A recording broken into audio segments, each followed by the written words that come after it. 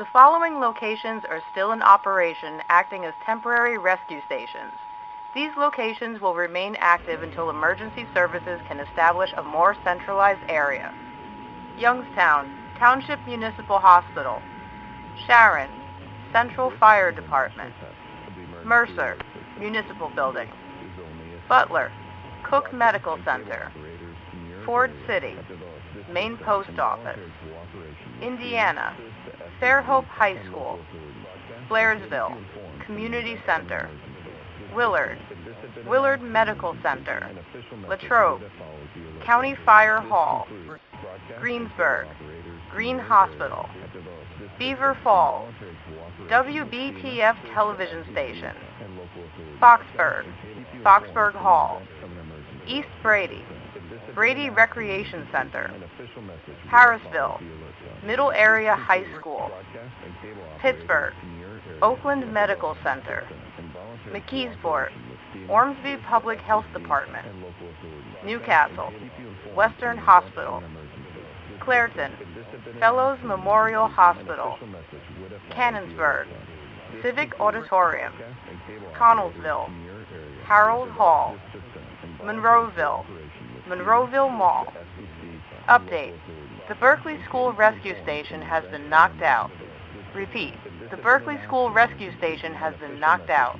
Do not report there. We will be repeating this list at the top of every hour and updating as new information comes in.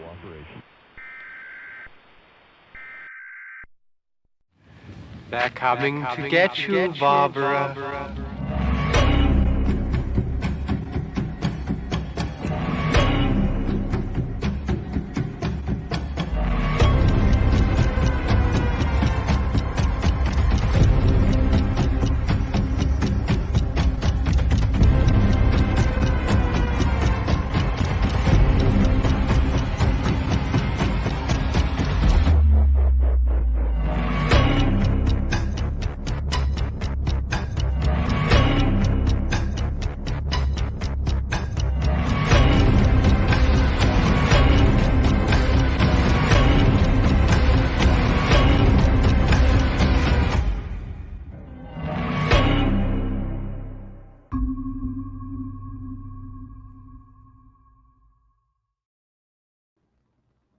Hello, everyone, and welcome to a really, really special edition of the Zoloverld Show.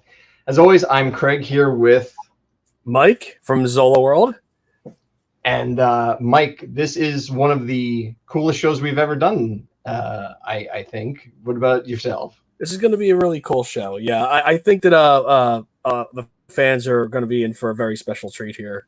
We have some cool things happening, and there's some cool guest also that's going to be part of this. So I can't wait. I'm not going to give anything away. Go right ahead, Craig.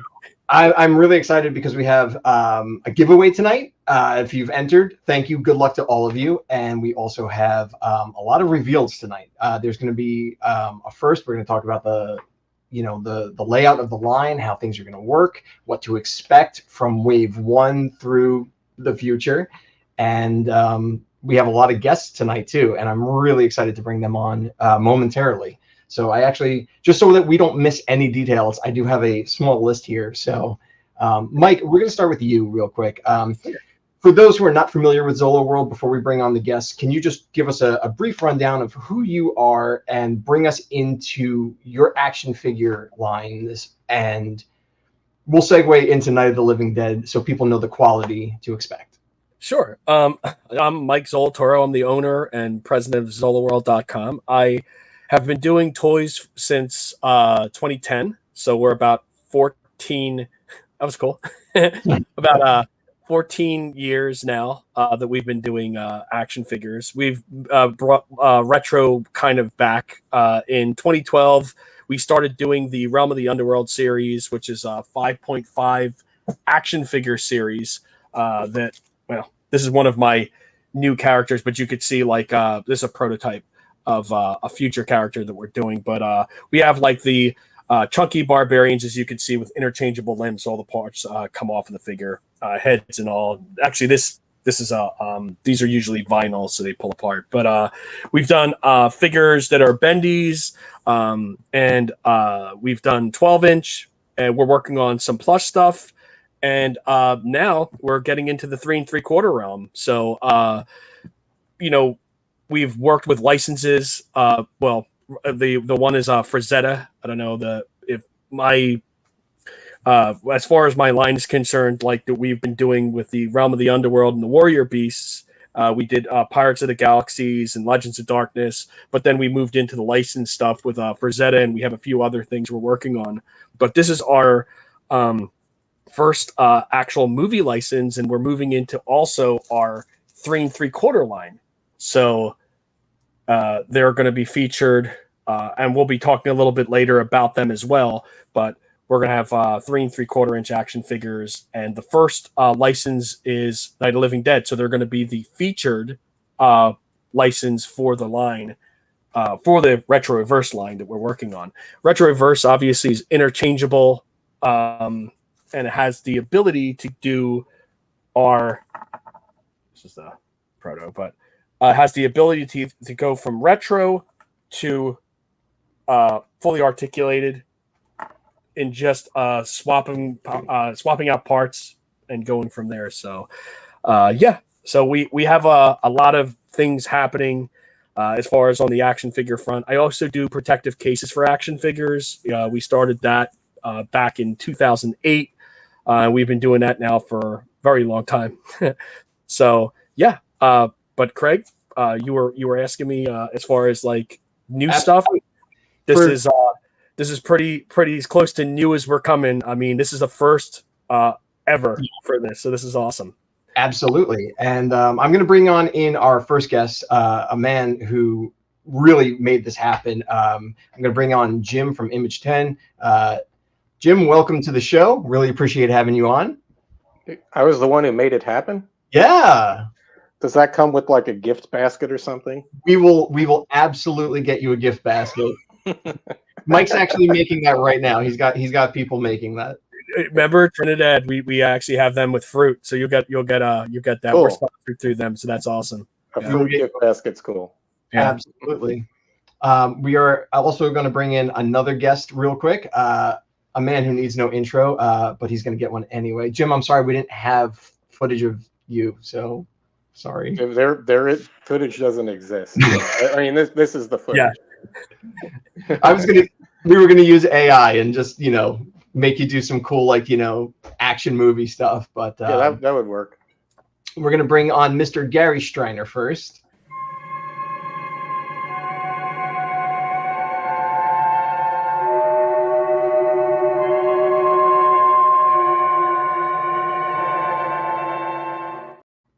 Hello, Gary. How are you today, sir? I can't hear you guys. I have no idea why I can't hear you. That's good. Uh-oh. It's very strange doing a podcast when you can't hear the host. Can you hear me? Give me a thumbs up if you can hear me. We can hear you. I don't know why I can't hear you. Let me try to work on it. Russ is lost in space. Oh, there. No, no, he's Russ, there. I don't know. I don't know if Russ is going to make it or not. We're going to bring Russ in. Talk amongst yourselves. I'm going to see why I don't have any sound. We will. Okay, so then as we jump Gary off, we're going to bring in Mr. Russ Striner. Swap the Striners out. The Striners out. There's always another Striner to bring in. But we're going to give one isn't working out. So we're going to give Mr. Russ Striner a fantastic intro here. So here's his intro.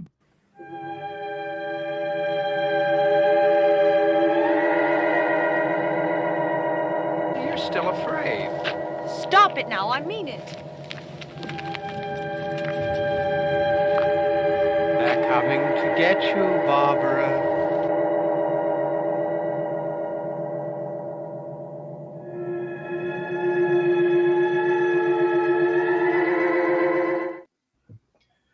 There he is. That I'm coming to get you guys.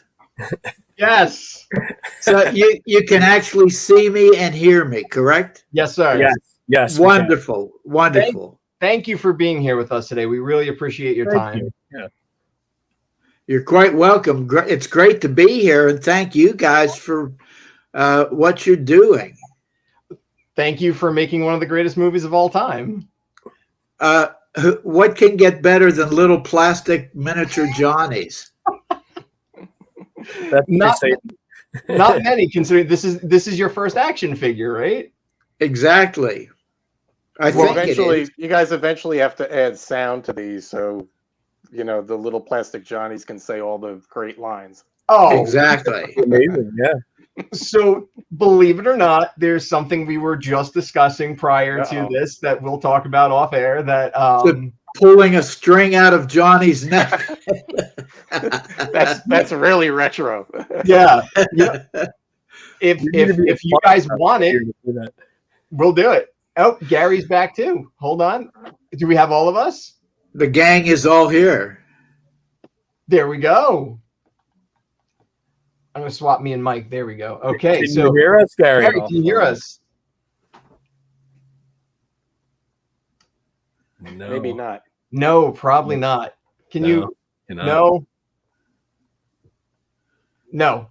So I'm going to bop him out real quick. So I'll take over. See, if we had a Gary sound action figure, we could just pull the string.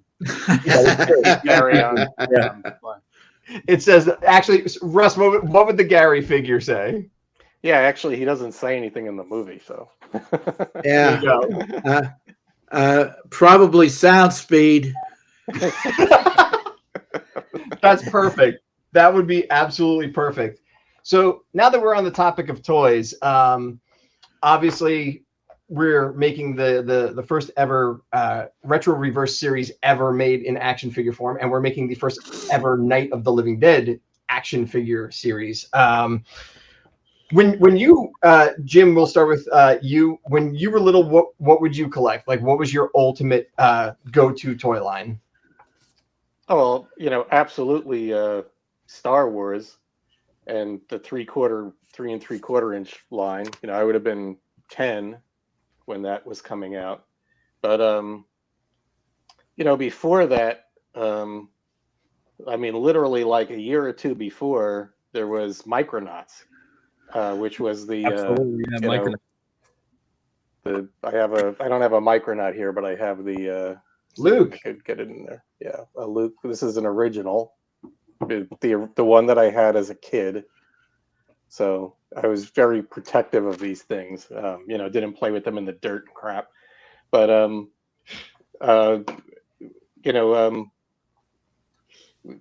I'm astounded actually at how many people don't understand, like the kind of the people who are collectors now are of vintage, what's known as vintage, Kenner, Star Wars, don't understand that there was stuff that actually preceded it, like Micronauts, which the Night of the Living Dead line is kind of doing. Your Night of the Living Dead line is kind of doing both. Micronauts were 3 and 3/4 inch. They were carded figures. And they actually had interchangeable parts. Yes. And they were, whereas these are like, it's, just that arm doesn't have any articulation. Micronauts were articulated at the elbows, at the knees. They had, the wrists could move. And then when you got into the robots, they had all kinds of, the aliens and the robots, they kind of had all different parts. And, so I like that the Night of the Living Dead line is kind of a combination of both of those things, because it's if there was a Night of the Living Dead series in the 70s, this is it kind of would have combined those two things.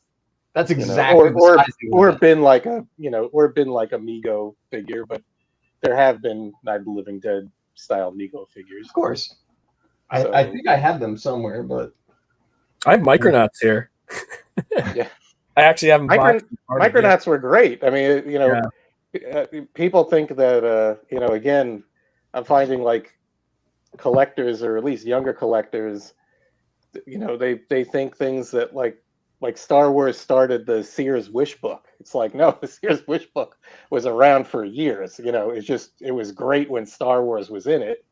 But, Micronauts took over I think there was even, you probably know more about this than I do, Mike, but I think some of the Micronaut line was even exclusive to either the Sears Wish Book or the J.C. Penney Wish Book. There were certain things that you could only get. There were. Yeah, there were. There, the Astro Station and, these cool play sets and stuff. And so I like that that the Night of Living Dead, your Night of Living Dead line, without me asking for it, is following, in the footsteps of those two. Absolutely. Russ, when you were younger, what figures did you play with as a child? When I was a child, all we had to play with were rocks.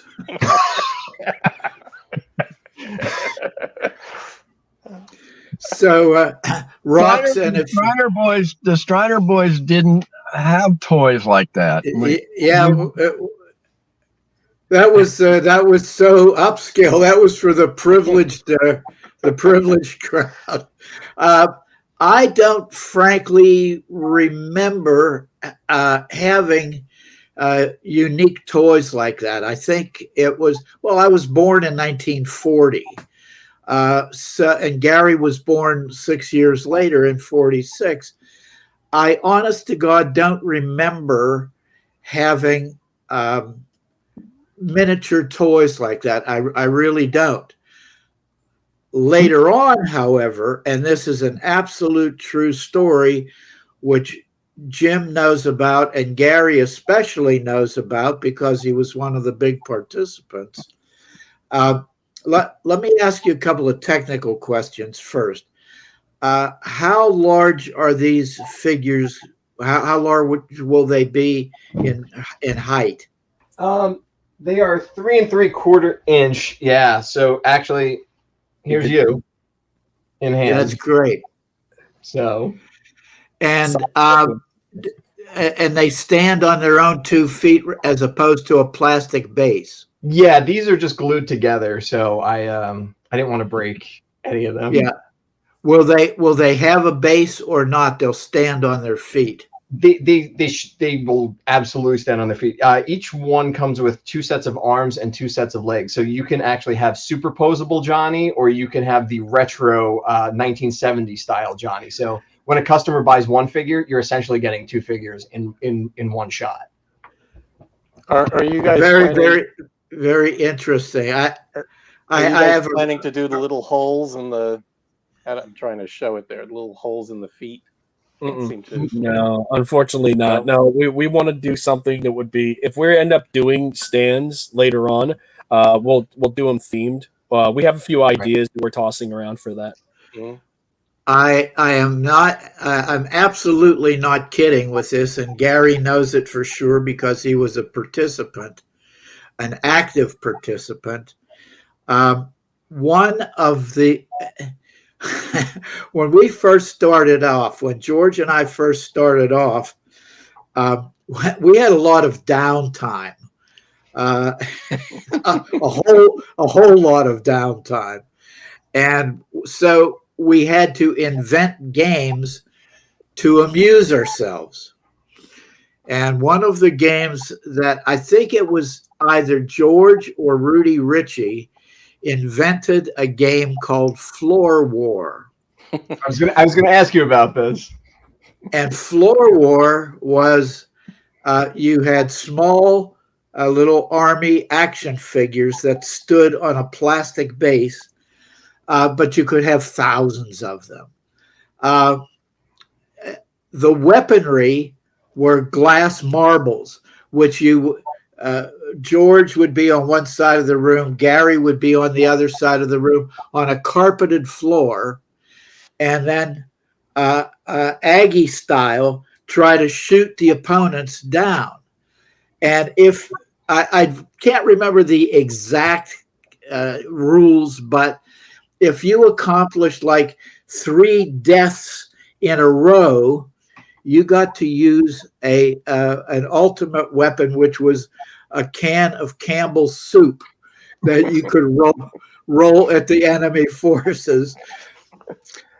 George, with his 6'4" posture, his giant legs, you have to picture this, sprawled out on the floor trying to take aim with his Aggie eye, one leg up over the other one, getting as close to the floor as he could to zero in on enemy soldiers.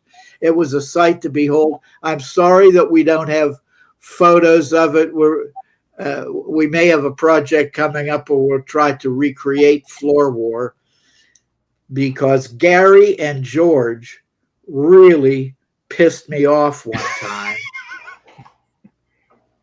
and tried to keep it secret. We had maybe something less than $20 in the bank account. We scrounged together a little bit of money, and Gary and George disappeared. Where did they go? They rented a hotel room to play Floor War with the little bit of money that we had. I mean, what else would you do? Go rent a hotel room where they had great carpeting, big room, and not our crappy little latent image studio on the south side. So they damn near cleared out the bank account to rent a hotel room specifically to play Floor War, and Gary can pick the story up from there. I was not too happy, by the way. So can we expect at the next Night of the Living Dead reunion, when these figures are out, that we can have a whole panel of just you guys playing Floor War again? Absolutely. That's the reason I was asking. That's Striner versus Striner. Well, my feeling is that a smart company would create a set of Floor War Night of the Living Dead players. Right. And the marbles would have little Molotov cocktails on them. And then the big can would be maybe a flaming tanker truck. Let's do it. Yeah. I mean, we used to use those extreme. I mean, they were kids' toys. If we had any toys, even back then, were those little green, probably 1 inch or 1.25 inch plastic toy soldiers, and that's what Floor War. That's what we use for Floor War. So I wouldn't expect that you would want people rolling marbles at your pieces here. We don't. They are going to be so interchangeable and durable. It won't matter. Well, there you go. Then you can already have the set. That'll be it. So it'll be Striner proof. Yeah, it'll. Yeah. Well, anyway, the telling of that story, by the way, is not an exaggeration. It was a popular game. It's one of the ways we amused ourselves. Well, that's one of the ways we kept our sanity. You know, we would work just these incredible hours. You know, almost always, and you had to have something to break it up, and so we always, you know, we didn't go outside and bring things in. We would use whatever we had inside. I don't know if you guys know what a synchronizer is, but if you don't, Google it and you can find out what a film synchronizer is. But it's something that you can put run 6 pieces of film through at the same time and keep everything in sync. And we would have competitions because it had a wheel on it and there was a counter on it. That's a footage counter. And we got very proficient at, I don't know what this has to do with toys, but very proficient at spinning that wheel. And so, you know, so there were competitions who could spin the highest footage count. You know, I mean, but that is so much the nature of Night of the Living Dead. You know, that didn't just happen. That was part of the fabric. You know, that was part of this bizarre conglomeration of people who could be easily amused. Actually, how many gangs was that synchronizer? 6.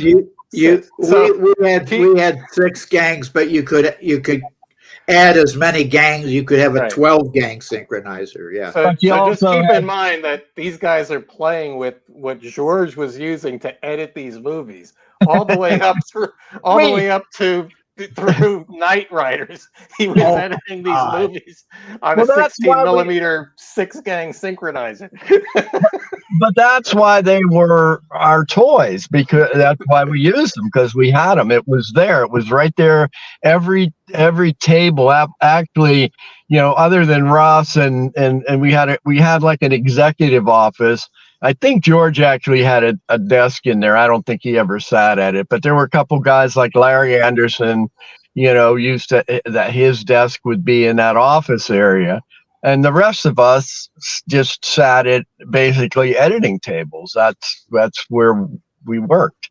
And so we needed things that were very immediate to us. And we were very good at simplistic. But I'm telling you, you would practice on. I mean, this was not just you. Yeah, you wanted to win the fucking competition. Excuse my language. You can say any fucking word you want. You're good. I mean, no, it wasn't like, no. These were all, each and every one of them, whether it was floor wars or rope pool or, spin. Rope pool was probably the most primitive because it required nothing more than a piece of string. Probably almost a quarter of a mile of rope.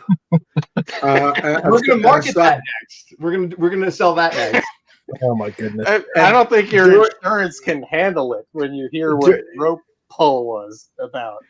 And probably the most sophisticated one was dart football that had. What? I love that they all have these names. They're not just games; they have names to go with them. Well, how else are you going to identify them, for crying out loud? Ron's right. You got to have the latent image Olympics. Yes.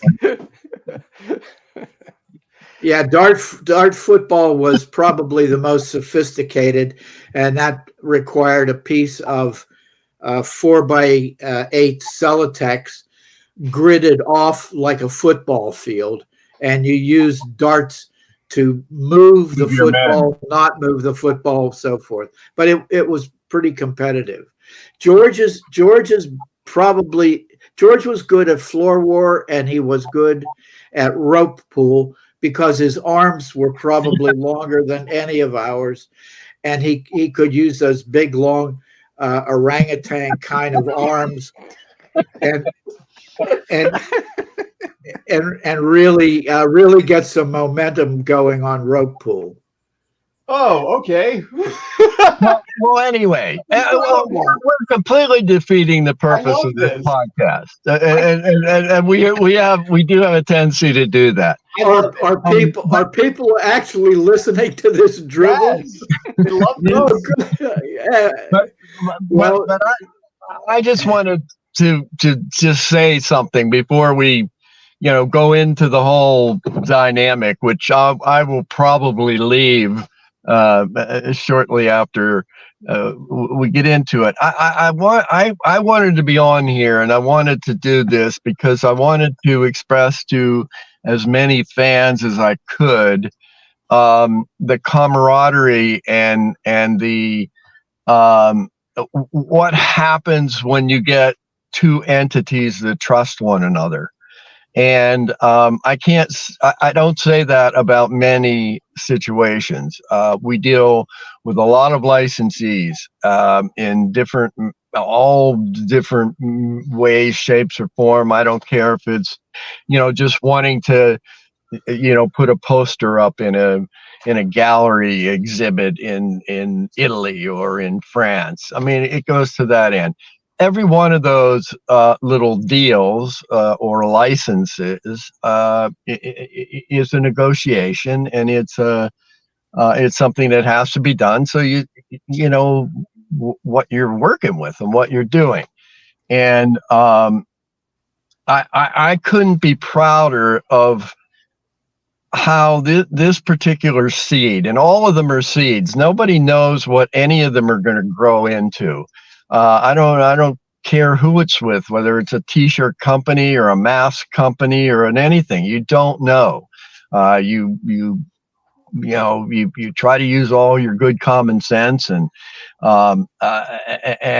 you create a product that you put out to the market.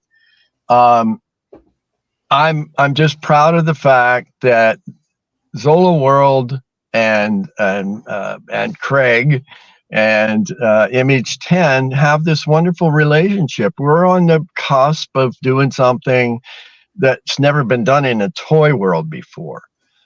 Forget about just horror or this, that, or the other thing. It's taking the whole concept another level and another stage. And to me, that's what that is going to be the success of the future success of Night of the Living Dead and Image 10. The movie was made 56 years ago. People watch the movie over and over again. That doesn't change, but these kinds of things change.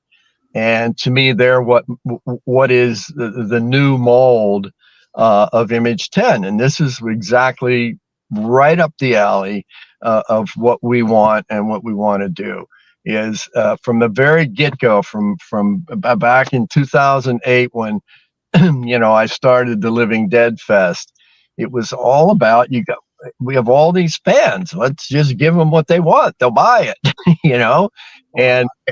and this has kind of reached the pinnacle of that, I think. And I'm only gauging this, by the way, sort of on the success of what I saw at Living Dead Weekend and the attention that it got there, and the attention that it gets in all various points. So I'm really glad to be in business with you guys, and I wish your hard work a shit ton of success. I mean, people just think these things appear. By the way, they don't go home and analyze how many hundreds of hours were spent on, finding a place that could actually sew Kyra's dress. That's not a feature that ever gets looked at, or how these never before interchangeable parts can be interchangeable. No, they just buy it. But I know it, I've seen it, I've lived through it. And because I never had toys like that when I had, of course, we're making our parents sound really horrible here. We had toys, obviously, but but it was certainly not collector's items. I mean, we had the same G.I. Joe or the, whatever that anybody else would have, or a plastic squirt gun, or I remember many different kinds of squirt guns.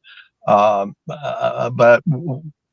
these are collectible toys. This is a different kind of situation. These aren't meant to be played to be in floor war competitions. But I don't know. I that's all I wanted to get off my mind, to just let the public know that this is the way it's supposed to work. This is the beauty of Zoloworld and Image 10. Growing up a fan of, Night of the Living Dead and what you guys accomplished, you guys really set the blueprint for how businesses should work to make something successful. It was a bunch of friends that got together and never took no for an answer. You guys were the pioneers. You started everything. Mike and I are humbly following in your footsteps, friends coming together to make pioneering something new. And we are honored to be collaborating with you folks on this first ever. This is truly a first on so many levels, and a true honor to be with you folks. And we cannot thank you enough for this collaboration. Well, thank you. Echo that thing. And just to finish that thought up a little bit,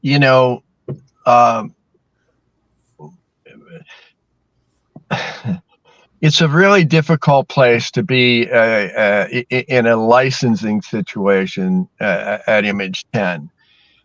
Because what you find is a lot of people think that oh, we have this product. If we could only, if we could only, connect it with a brand, like what if we could connect it with Night of the Living Dead? And I think that Night of the Living Dead is going to all of a sudden make their product more saleable. Well, no, if it's a crap product, nobody's going to buy it, and so we went through a long phase of that kind of stuff where, we were disappointed, maybe in some of the executions or this, that, or the other thing, but that always came from a lack of communication, and that's what we excel at, So I think, you get some universal film, they send you 4 photographs and say, figure it out. This is what you get. This is what you have to work with. If they have that, if they have 4 photographs, right. Most of the time it's a title. You're not working with the people that made the film, whereas in this case, Image 10, except for me, all of the people in Image 10 made the movie, and also the related actors, who aren't Image 10 but are part of the team. You don't really get that with a lot of other licenses. No. They're being licensed out by managers who just have a list of titles and are responsible to get that. They're 10 generations or 5 generations removed from the product itself. They no longer care about it. But anyway, that's not again what this is all about. Good part, Mike and I could just, you guys are. Gary, that surely is what you're saying is absolutely what this is about. I think that the idea is to have a synergy, right? I mean, like put this together and show the world something totally different between our 2 brands that is going to get them super excited and want to keep going with it. And I think that's the goal, is to keep everything kind of moving forward and seeing this and being excited about it. Well, man, there's a lot of it. we're certainly not experts in licensing either. We just have the when Gary and I got together and and just strategized how to move Night of the Living Dead forward. We just knew there was all this other stuff happening. It didn't have to be invented, and companies, manufacturers and the license holders and the rights holders were just plugging the properties into this existing product. I mean, what we try to do is just, I always think about the feeling of first watching the film when I was a kid. And Exactly. And it's the same thing when was buying these Star Wars as a kid, Star Wars figures, the feeling of first getting them. If we could give that feeling to the fans with each product, that comes out, whether it's a T-shirt or, action figures or the soundtrack music, any of that stuff, you want to give people that feeling, that unique feeling they got when they first saw Night of the Living Dead, so that they can, have that again. And so if it does that, great. And a lot of it, just by intuition, a lot of it is attention to detail. Yes. Does Karen does Karen Cooper look like a child, and not like a, not like a teenager or an adult version, just shrunken down version of an adult. This guy right here. Ah, yeah, right there. Yeah. There she is. So those little details are important because that's what's going to give, people that feeling when they first get the product or they first see it, and what kind of atmosphere or theme are you building up with it? Are you building up with it? At the end of the day, I mean, you're walking a fine line, because what you're doing should be toys. They shouldn't just be like little miniature people, with that much detail. They still need to work as toys. Absolutely. And that's real important. And to have a great segue into this, speaking of that, we should segue into a reveal real quick.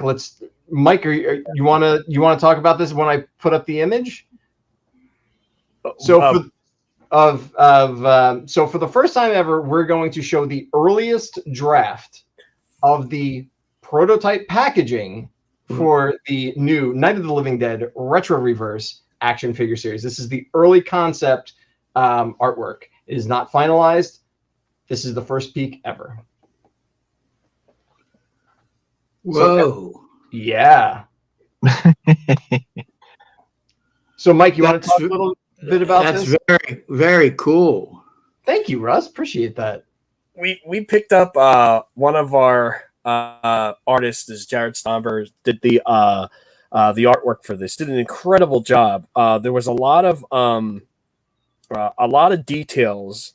That was a lot of back and forth between Craig and him, and to create this image. And the amazing part with it is this is actually 3 feet tall. Like, he actually did this so big, and what we're going to do is we're going to end up shrinking that down and making it into the card. And there are some really neat things that's going to happen here. As you can see, there's a little white space on the left-hand side for the figure. There is, Craig can also talk about a little bit about some of the bonus items that's actually coming with the figures that is left on that card as well. Sure. But yeah, this is a lot of details went into this this piece. He did a phenomenal job. But what do you guys think of it? You like it? Well, so this is I would explain, so like you said, this is a 3 foot, tall piece of art. But explain, especially for Russ and Gary, what this actually is supposed to. What's the final package? Sure. I'll kind of walk you through it a little bit. So we wanted to do an interactive package that, I was kind of brainstorming some stuff up, and I says, like, usually like with the old vintage Star Wars toys, you'd have a photo of the character on your right hand side, and your figure on your left hand side. We wanted to do it more interactive and immersive, where the figure was a part of the film. So that's why there's a blank space in front of Paula and the I guess we don't know her name. So the figure will be sitting there, and obviously there's going to be some more elements added to this artwork. But so what size is this for reference? Like, it's a backing card. Right. This artwork will be a backing card, like a heavy cardstock. Correct. And the figure is going to go in that bottom left-hand side. So the figure is about the size of the Karen, Paula, and absolutely. There's Johnny charging from the right side. But so what size is this backing card about, approximately? Mike, you would be the expert on that. It's I want to say it's about 6. Oh, we're looking at about 6 by 9, I think. Around 6 like 9 inches tall, 6 inches wide. It's going to probably blend right in with your vintage Star Wars figures. And then is the figure is being held on by a blister, or is it going to be like one of those package? It'll be held on by tape. No, it's going to be held on in a blister. It's going to be a blister pack. It's going to be held on by rope pull.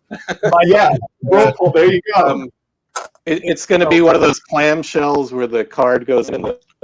Yeah, it'll be like that. That's like that. Okay. So here's a Robotech figure for those, and you could see, like, this is you're about 6 by 9. So we're going to take that 3 foot piece of art, and we're going to make it where you're going to see all the details come out, and a card size about this size, maybe a little bit bigger than this, actually, is what I'm thinking. Nope, it's going to be about this size. So it's about 6 by 9. Yeah. So you have Craig, if you want to pull that back up real quick, could you do that? Sure, absolally. I'd be happy to. And just for reference, Robotech is like what, 1980? That would be an example of like a 1980 mid-80s figure. 1980. Wow. It's like 19. I want to say like 86 or 87. I think somewhere on this particular figure. Yeah. But Yeah, so where the blank space is off to the left-hand side, as you can see, there's where that burst is on the figure that you saw on the Robotech card. So you have, like, this area here would be where you would see the left-hand area where the hospital goal is at, right around there. And then the as high as you can see how high the card is, there's another space there. It's going to be for the logo, but I don't want to really give too much more away because when we actually do it, we want to make this picture pop even more with the artwork, and that's something you do because a lot of times with collectors is the artwork or the cards are just as important as the action figures are. So you want to make sure that that's the thing that gets people to want to pick it up, right? Mint on card. You have to have, it entices people to buy one and put it away, and then buy one and pop it open. So they can, buy 20 of them. Go for it. You can display it like that. Well, I'm glad you guys are considering that because just from the perspective of sitting on the other side of the table at conventions, people do take quite a bit of pride in those collections. And it seems as though with the design that you're working on, that there's ample room for people to get autographs. Right. Whether the blister pack is ever opened or not opened, the card remains as a keepsake. Oh, absolutely. Absolutely. And there's plenty of room on here for autographs and other things that we have planned too. Like everything on that artwork was strategically mapped out because I'm gonna let you guys talk for a second because I'm gonna check here what segment why there's an extra part on that package to come up for. So yes, I was like hinting to you with that actually to see where we can go with it. I didn't want to reach that. Yeah, Mike, you want to just talk about that real quick now? Anyway, I would like you to talk about that. Yes. Oh, no pressure. No pressure. Here. Go right ahead. So we're going to have it's going to be a Zoloworld.com exclusive called the Venus Probe program. And with that, there will be autographed figures with a very vintage Venus probe designed by Jen Biro. She came up with a logo by researching time correct period for what that would be, and the actors and talent from the film have signed a few. So you have a chance of receiving one of the exclusive autographed figures, which you'll have that autograph and the Venus probe icon placed. If I can ever pull up the image, good job. There we go. Oh, come on, image. There we go. So in the right-hand corner, you see where there's like trees, like shrubbery. The grass. Yeah, that's where the exclusive sticker will go, and then obviously you'll get some sort of hologram authenticity that this is a very beyond limited piece, and that's if you go through Zoloworld.com only. There's a chance you might get one, and with that's great. Yeah, it's going to be something very unique. Not a lot of places offer the chance for that. And also through Zoloworld.com, you have a chance to get only through us the farmhouse.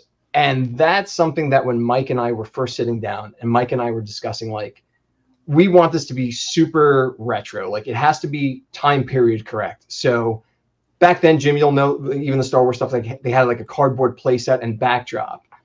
So again, jumping back to Jen, she helped design the backer here. Yeah, this was a real in-depth labor of love. It's going to be a 3-panel playset. Obviously, there's no floor. We wanted it to be able to kind of fold so that if you put it in like an IKEA shelf or something, you could kind of contort the farmhouse to fit no matter what your display is. And we're trying to have like obviously the door open and stuff like that. So, Johnny could open the door and pull Barbara in. But what do you guys think of the farmhouse? I don't know, that window on the left side is not boarded up. Hey, they didn't do it in the movie. I know, that's why I'm giving you a hard time. Gary, I think I think it looks great. I would include a sketch of Chuck Craig on the TV screen. We'll get there. The great thing about that also is that one thing that you heard Craig say was that the farmhouse comes when you actually get it from Zoloworld.com, the set. But this will be like we're going to offer this as a package. There's going to be a package where the potential of getting the autograph, the farmhouse is in there, and obviously you're going to get the retro reverse, which is going to have the 2 sets of arms, 2 sets of legs. This is the retro version. This is like your old Star Wars 1977 and 1983 or 85 version of the figure. And then we will have the limbs in the package as well, where you would be able to transform those into a new style action figure with added articulation, swappable joints. You can actually pop the hands off, the shoes off, having extra articulation at the knees and at the elbows as well. So yeah, that comes with it, and then you'll have this extra bonus with the farmhouse, as well as the potential of getting a autograph on those cards. So that'll be absolutely, that's great. What's really cool is right now is absolutely wild. I'm getting bombarded with comments. They're like, "Oh my god, I want the farmhouse! Got to have the farmhouse." Honestly, like a lot of toy lines that come out now don't include environments, and I think that's so harmful because there's no play value. I mean, I'm a toy collector myself, and you got to have something to bring the figures to life, and every detail. I mean, look, on the couch right there, look at the doilies. I know that's a huge thing in the community. It's you got to have the doilies. Yeah. And then well done. Yeah, and even the paint. The Utrillo paintings. Every no detail was and actually it's funny though, because behind Barbara, actually the place that's sitting right behind me, behind Barbara, there's the radio too. The radios. I was gonna say the Zenith radio, if you could work it in, would be absolutely a sweet little touch. That is absolutely behind Barbara. I wonder if I could. Well, what's also cool is that you could eventually make those little accessories, and they can just be placed. You could make a couch, you can make a TV set, you could make a radio, and they could just be placed in front of those areas, and it's still completely works. I also like, an interesting thing, really high quality, or the level of quality, an aspect that points out the level of quality of these is 4 of those 5 figures have clothing, which was not really a staple of 3 3/4 figures. I mean, at the time period, the 70s, the Mego figures, which were like larger 6-inch figures, those were primarily, just generic bodies with a sculpted head of whatever superhero, whether it was Batman, Superman, Spider-Man, and then the body was largely clothing, which gave it its characteristics of the character. But like we're seeing with Star Wars, it was a majority of these were sculpted clothing, and so It's cool that you guys are going the extras. I mean, because you could do it as all sculpting and it would be perfectly fine, but to go the extra step and actually have clothing on the figures is pretty cool. I just noticed on top of the radio, news to me, the little fruit bowl is on there too, so that's kind of neat. The Moon and Stars banana boat, you have to get it right. There you go. I know I have one somewhere, but I'm like, okay, there it is. So no detail overlooked there. For whatever it's worth to you, the geometry of the layout of the living room looking into the other room, you've really nailed it. It's very, very accurate. Well, I if she's watching, great job on that. It was It was an intensive thing. Actually, I don't know. You know what? It's not in the picture. Hold on. That's my fault. I screwed something up on this. So I apologize for keep getting up, but I just realized it's not in the final photo. If you look real closely on this corner, Karen's creeping out of the basement. Aha. There we go. Very cool. So Kyra's always on the hunt. So that's well, what you guys have done an excellent job. You're doing an excellent job. And along with Gary being one of the people who was actually there, congratulations. Oh, thank you. This is every single person here has contributed to making this happen. And we'll just if it's okay with you folks, before we do the contest, would you guys be okay with just doing a rundown of the characters real quick? If you guys have like any memories or any comments on the characters, and we'll save the best for last. Can you put some? Well, there we go. Images up? There we go. Aha. So obviously she's going to have a fabric dress. That pattern has been, that's kind of something that's been like kind of holding us back just a little bit. To get that pattern right, is very complicated, but and I can imagine. Yeah. Especially that she's smaller than a thumb. So, and then we got Paula. Uh-huh. There we go. Just kind of giving a look for everyone just joining, and then we'll have Ben. I mean, the sculpt on this, Mike. You want to talk about the sculptor real quick? Oh yeah, our sculptor is Pierre. He's out of Germany actually, and he does some amazing digital work.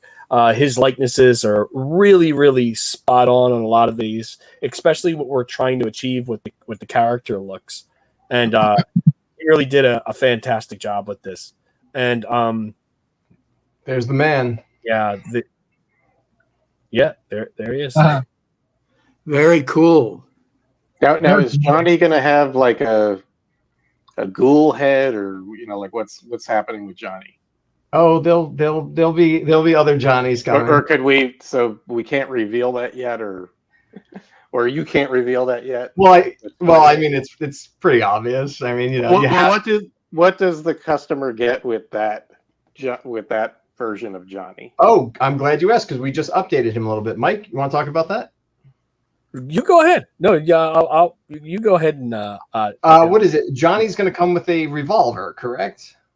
Yeah, he's going to have something. Mm-hmm. He's going to have something to protect him and Barbara. So he's going to have a revolver. He's going to as far as I'm trying to think of also, so he's not going to have a ghoul head on the first run. Not yet. Yeah, not yet. No. But we have a few things we wanted to talk about before that. But yeah, you would get that version of Johnny with, again, the two sets of limbs, the jacket that you're seeing there, and a revolver that you'll have. Absolutely. Ben will have a shotgun. Karen will have her trowel. Barbara comes with, I'm looking at actually the layout list right now. Barbara has a knife. Haven't worked out what the hospital zombie will come with yet. She had a limb. There's a limb. There are some accessories on the drawing board. Give them a sci-fi blaster. I mean, we could. We'll do outer space, Johnny. What will the cemetery ghoul have? I don't know. A rock? I don't know. He uses a rock. He uses a table leg. I wonder how he would hold that. Because I know, like, too, with I'm not looking. I'm reading all the parts here, and like, I'm actually looking at wave 2 and wave 3. I don't think that we're gonna. There's some characters that's not gonna have anything with the set, but our idea is that moving forward to do like I wanted to save this for a little bit, but I guess we can talk about it now. Cat's out of the bag, Mike.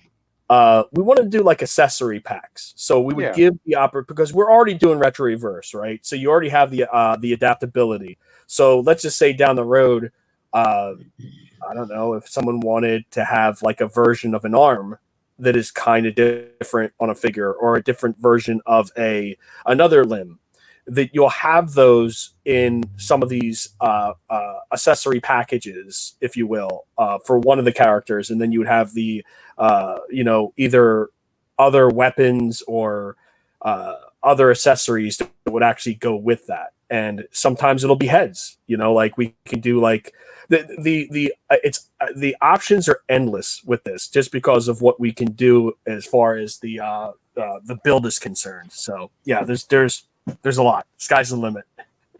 And the accessory packs will certainly fill in some things. And actually, to jump back to what Russ was saying, I'll let the cat out of the bag. It doesn't matter.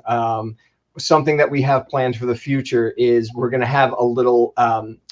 We're trying to have it, rather. Let me say, trying is to have a little hologram sticker of Chuck Craig on the TV, so that you could place it on that, and he would kind of be like moving around. So the farmhouse is even more of a building environment.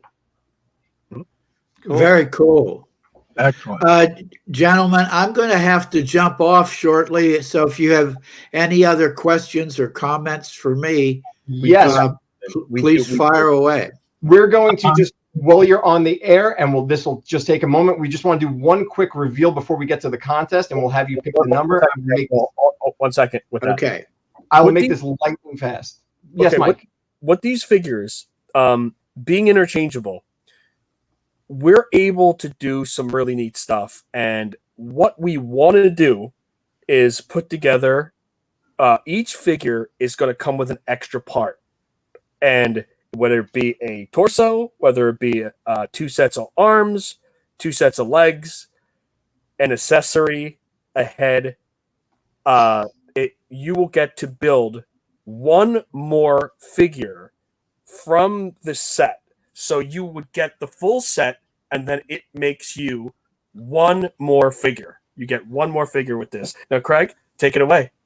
Well, it's a good thing that I don't have this queued up, right? When you buy the full set, like Mike was saying, your Build-A-Figure, if you will, for collecting the whole series will be, well, I'll just let the video do the talking.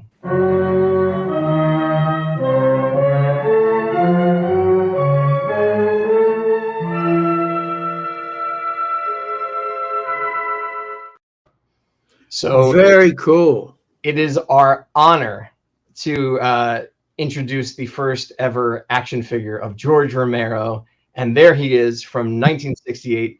The body is obviously not final. It is taken at a weird angle, so he will not look like a bobblehead when you get him. This is such an honor to include George in the line.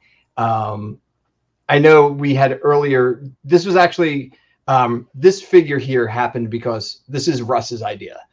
We had talked prior to Living Dead Weekend, and Russ, you had actually asked, you said, I hope that we can have George down the road. And I think within 24 hours, we were on the phone like, we need to make this happen. We have to do this.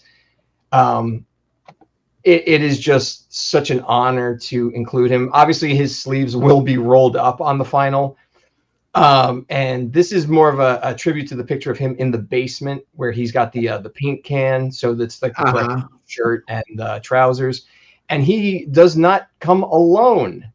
He comes with an accessory, and you folks from Image 10 will recognize this wonderful accessory. A 2C camera. an Arri 2C. And there it is, right there.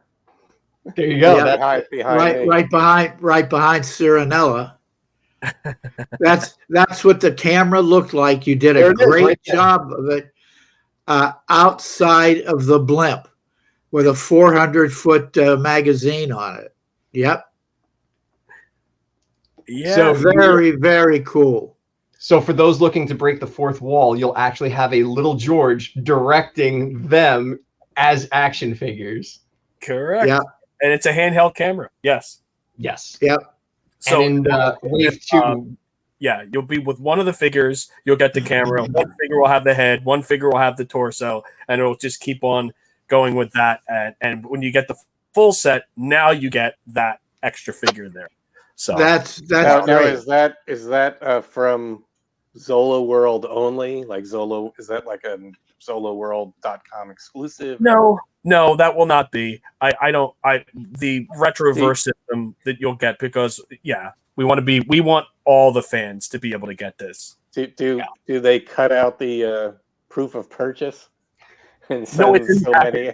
No, It's in the package. It's in the package. The Okay. extra pieces are in the package to build the figure. So if you really want to get the whole set, and then in the set, it will actually get two sets. Keep one in the package, one loose. Because I mean, there's not a whole lot of these going around. But like the cool thing is that when you put them together, you get that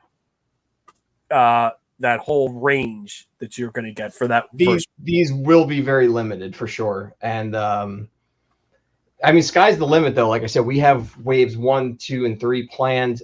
So the better the response, let's go. Let's do everything. Let's get the whole world of Night of the Living Dead down. Before we just jump to the Q&A, we're gonna do the contest, the giveaway, real quick. And for that, I'm gonna let Mike. How do you want to do this? Do you want to do you want them to each pick a number and then we draw it out of a hat? Let's that's completely up to you. All right, let's do it that way. Sure. Let's okay. Jim, pick a number. Do I have a I'm sorry, range wait. or just Pick a number between 1 and 42. okay? 22. 22. Okay. Gary, 14. 14, and Russ. 247. 247. 27. 27. Okay. Let me do this. Okay, so let's rip that. Guys, whoever entered this contest, this ran for 2 weeks. Good luck. A few people did write in and say that they could not make it, unfortunately. So if your number is called, you have won a Ben prototype figure. So for that, I have my handy dandy Night of the Living Dead hat. Let's put the numbers in. I'm not looking. Nobody here knows the numbers. I don't even know them either. So let's pick a random number. Okay. The winner is number 27. So let's see. Michael M. All right, Michael M. M. Michael M. Are you here? Michael M. On. If you are here, claim your prize. So congratulations to Michael M. Mikaelm. If you are here, claim your prize. You got a few minutes to claim. If not, we jump on to the next person. So congratulations on winning Ben. Absolutely.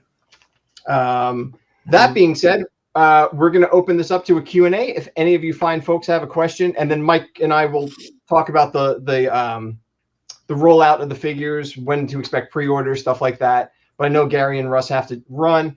Yeah, I'm kind of on the edge of it right now. So Sure. If anyone has any questions for Gary or Russ, Gary, pan your camera. What's that? Can you pan your camera where you're at? Oh yeah, it's probably still enough light. I hope I don't. Oh, we don't lose you. But yeah, this is definitely worth checking out. He's in his truck. we're still seeing you. We're still seeing you, Gary. Oh, sorry. There you go. There you go. Yeah, He's in the cemetery in his truck. yeah, he's in the cemetery. Yep. That's great. He's on location. All location. Now, when the figures come out, don't be bringing your figures to the cemetery to play. Oh, no. You know. John says, "Good to see you, Striners." Good to see your message, John. Absolutely. Let's see here. Is Michael claiming his figure? We'll get down there in a moment. But Michael, you got a few minutes left to claim your figure, buddy. Night Talk mobile unit. There you go. Nice shot. Sweet on location. Oh, here's a question. Will the headstone accessory add-ons be available for outdoor stuff? Gas pump. Oh, good thought. Mike? Sky's the limit. You know, like I said before, you never ever know. I mean, like there's gotta so last many... longer than 5 figures if you want to see all this stuff. I think that's probably the answer. This is going to go beyond. We have a good deal planned for this. So as long as there's feedback and there's fans and there's people telling people, share that crap out of this. When we actually launch this and we're doing the pre-orders, get that everywhere. Like, let everybody know. And pre-orders should be opening up sometime in October. Sometime in October. Yep. Yeah. We just want to make sure we have this perfect. And guys, if you have any questions for the Striners, please feel free to jump in and ask real quick. I think right now they're trying to pick their jaws up off the floor from all these reveals in one shot. So my question, while you're waiting for questions, is after the pre-order period, how long do you anticipate the product is going to be ready to ship? Well, then I would say usually it would be around 6 months, depending, like around that, because the issue that we usually see is logistics, and I try to nail that really close, and usually I'm off by a couple of months, but it's usually within 6 months. I think when we did for Zeta, we did the pre-orders, and I think we were about 7 months afterwards. You were 7 months. Almost 7 months is where it was. So I nailed it. A lot of times you'll see like we usually put it as quarters. So we'll say like it'll be 2 quarters or something like that. You know what I mean? But yeah, we're usually pretty good with that. The other thing too is that when we do pre-orders, pre-orders is not paying for tools. No, like I that's the thing is I think a lot of times I see this and I think people are getting a bit upset about it, and I agree. You're not paying for tooling. Tooling's already paid for. We're already in manufacturing is what it would be. I mean, we've been doing this now. It's my 17th year in business doing this, so it's not it's nothing new for us. It's just that when we do it, we usually try to keep a window in there. Latest would be, like I said, like 7 months would be probably, around that would be probably the latest on it. But yeah, I would say October, like around April, May, I would say is probably what you'd be looking at of next year. We just want to make sure that the soft goods are perfect. Here's a question for the Striners. Yeah. How different is the area of Pittsburgh the movie was filmed in compared to now? Day and night. Yeah, very, very different now. Movie. The only thing really I would say that's the same is the cemetery. The cemetery is basically the same cemetery, period. Yeah. Except for the restored chapel, which thanks to Gary. But other than that, it's I forget what the year was. It was maybe in the mid 80s. There was a tornado that came through the cemetery. 85, I think, 86, 85, 86.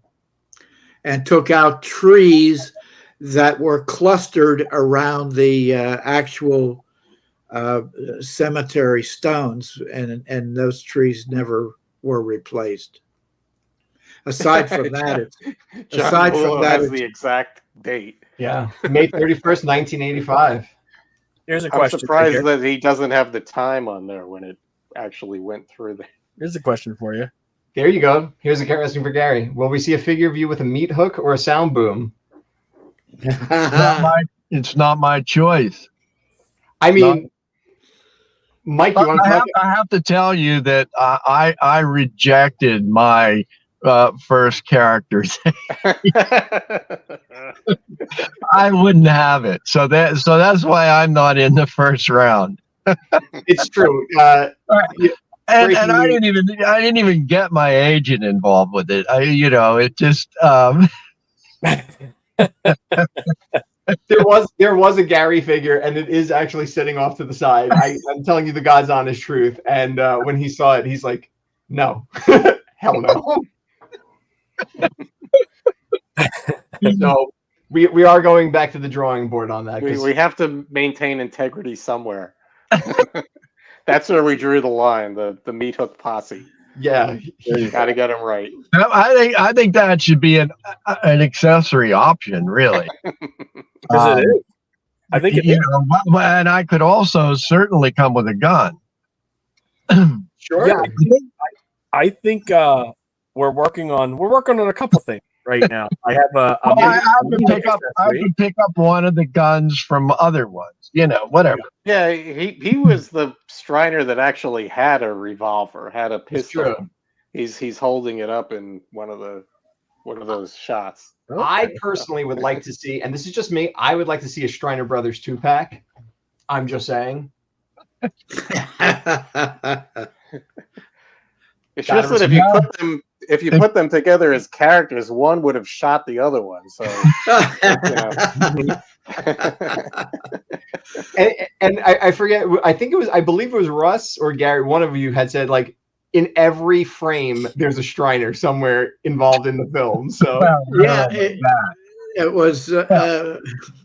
That's a long story, but everything from Josephine Striner's car in the very opening scene. I mean, it went on and on. It is, by the way, just for those who are tuned in, it's why when I made up the credit list, I purposely left my Johnny credit out because I didn't want to make it appear to be the Striner show. I got credit as a producer. I decided to leave my credit off as Johnny. Never knew that. And also left his mom's credit out as well as his Aunt Norma's. Yeah. Well, Norma was a Beardsley. He was a Beardsley, so you really don't have the excuse for leaving her off for us, except that she was family. So you figure that family doesn't need to be in there. Oh no! When you do the 60th Blu-ray, you got to add them in. Yeah. There you go. We'll do something. Yeah. By the way, just for anybody who is interested, the image that you see behind Jim of the camera, that was the camera configuration for shooting non-dialogue scenes. The camera was there, the 2C was there in all of its glory, making all of its noise. Now, when dialogue scenes took place, that entire rig that you see behind Jim was encased in what is called a blimp. And the blimp did nothing more than baffle the sound of the camera. So the sound of the camera was not bleeding onto the dialogue. I'm sure that there are pictures somewhere of the configuration of the camera, what it looked like inside the blimp. You can't see any of that, of what you see of Jim. That was all encased in a sound housing. Wow. Called a blimp. That's amazing. We're breaking news tonight. This is just news and new reveals. This is incredible. But so you guys can actually make the blimp encasement in two parts to go around the camera. I'm trying to here we go. That will be a Wave 3 add-on. Mm-hmm. I will share a picture and you guys can sure throw that up there. Hold on 1 second. Are you emailing it over to me? No, I'll oh, that's right. Yeah, you can jump. I'm sharing it and you guys can add it. So there we go. There you go.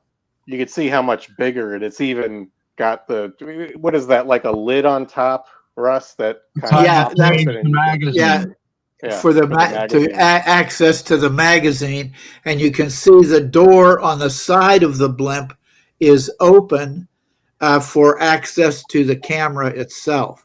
So that's what it looked like for shooting dialogue. Obviously, in the cemetery scene, we were shooting dialogue, so you get an idea of how bulky and cumbersome that rig was for shooting any of the scenes that have dialogue connected with them.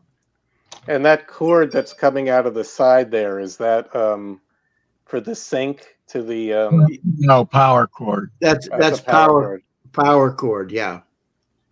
So this is the thing that, if you remember, for those watching, this little metal piece of Yes. the vent window. Somebody, I think it was Will and Right here. He just, yep. and Dwayne said, I see something in that little metal circular, and this is what you were saying. It was George hunkered down behind this big camera setup. Of course. You guys brought a mobile generator for power, someone said? No. Said. No. We did not have a generator. No. We just ran cable from a shed. Wow.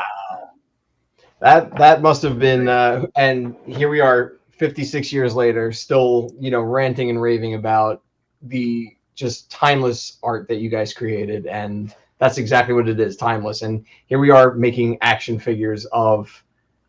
Well, there's nothing timeless about my light. I'm almost out of it. Yeah. Yes. Gary is literally in the Night of the Living Dead cemetery, And so I am gonna sign off here, guys. But thanks a lot for having us, and thank you. Just all my faith and hope and love and everything goes into the success of this.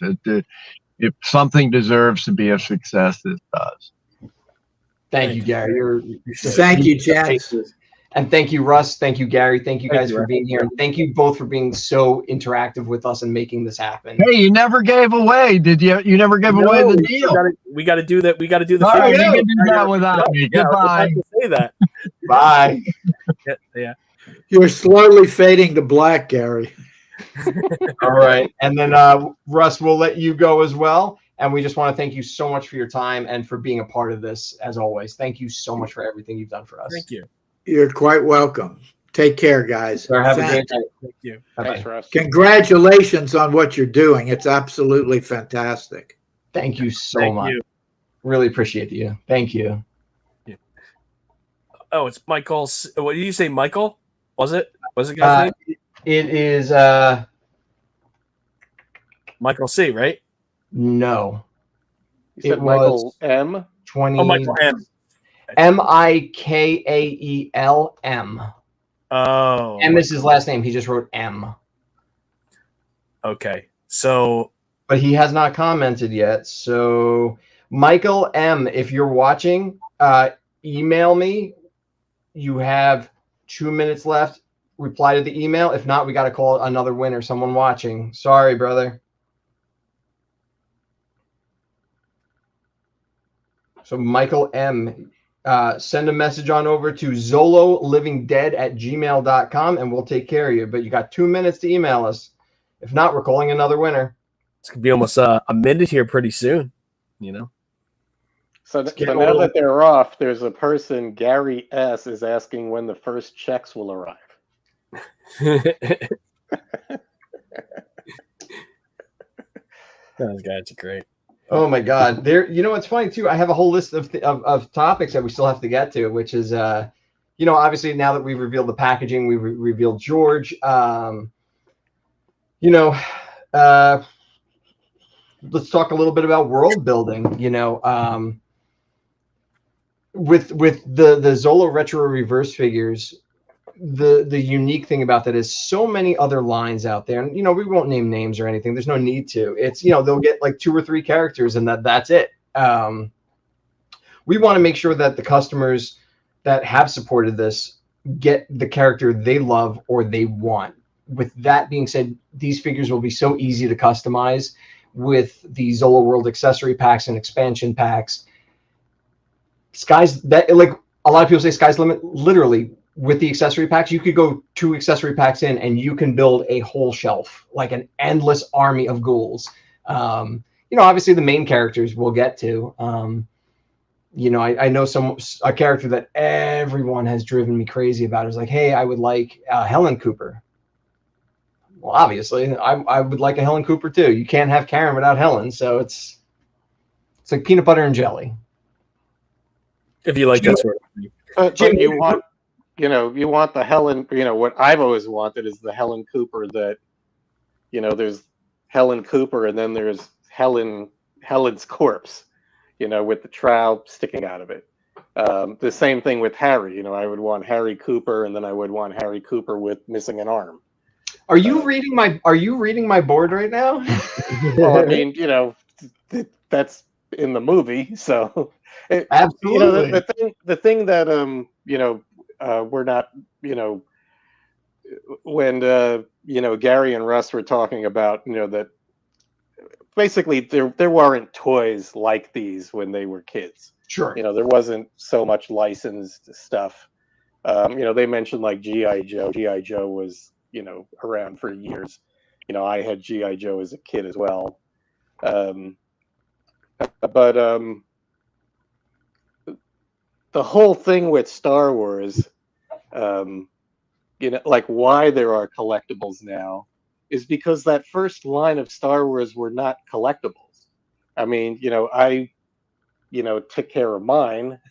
I didn't throw them in the mud or blow them up or, I did that with, cheap army figures. You would put a firecracker and blow them up. But, sure.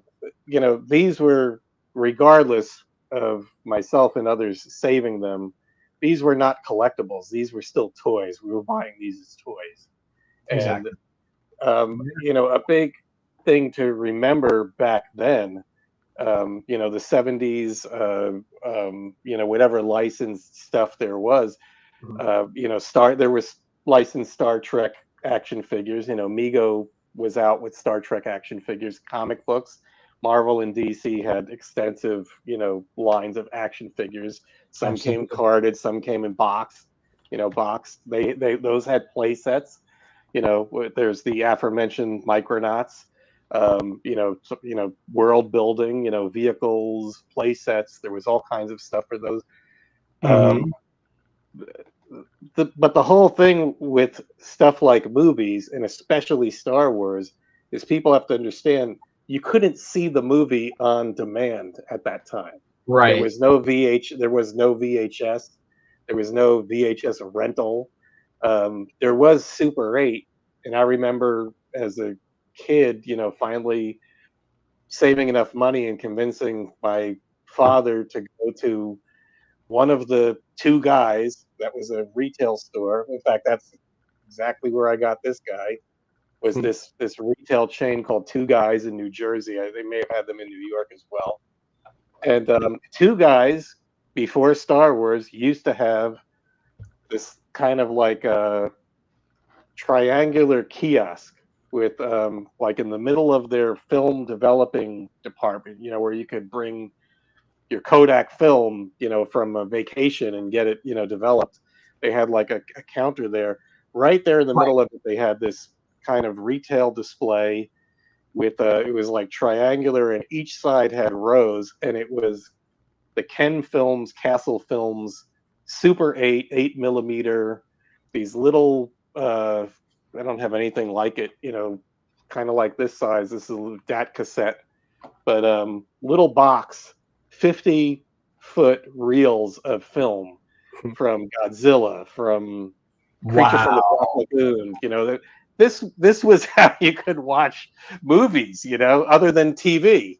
So they're, wanting a, when Star Wars came out, most collectors now, understand there was 12 figures, and there was the early bird thing, which, Sure. you're you're mimicking the with the A little ViewMaster. farmhouse playset. Yeah, there was a little ViewMaster that you would crank, and it could play scenes from the movie. Not a ViewMaster, but like a what would they call that? Like it was. I know what you're talking about, though. it was a little handheld thing. It kind of looked like the camera that you look into, and you pop a cartridge in, and you could. There was no blimp on. You could. Yeah, there's no blimp. There was no sound. It was horrible like cranking sound, but you know, as fast as you could crank it, you would get, you know, images from the film. You know, oh my God, I know. Things in the trench and blowing up. So, you know, we wanted, you know, there was those 12 figures, and Kenner wasn't ready. There we go. You know, for there you go, Super 8 movie. No, but was it Super 8? The actual Kenner thing. Was it a Super 8 cartridge or something?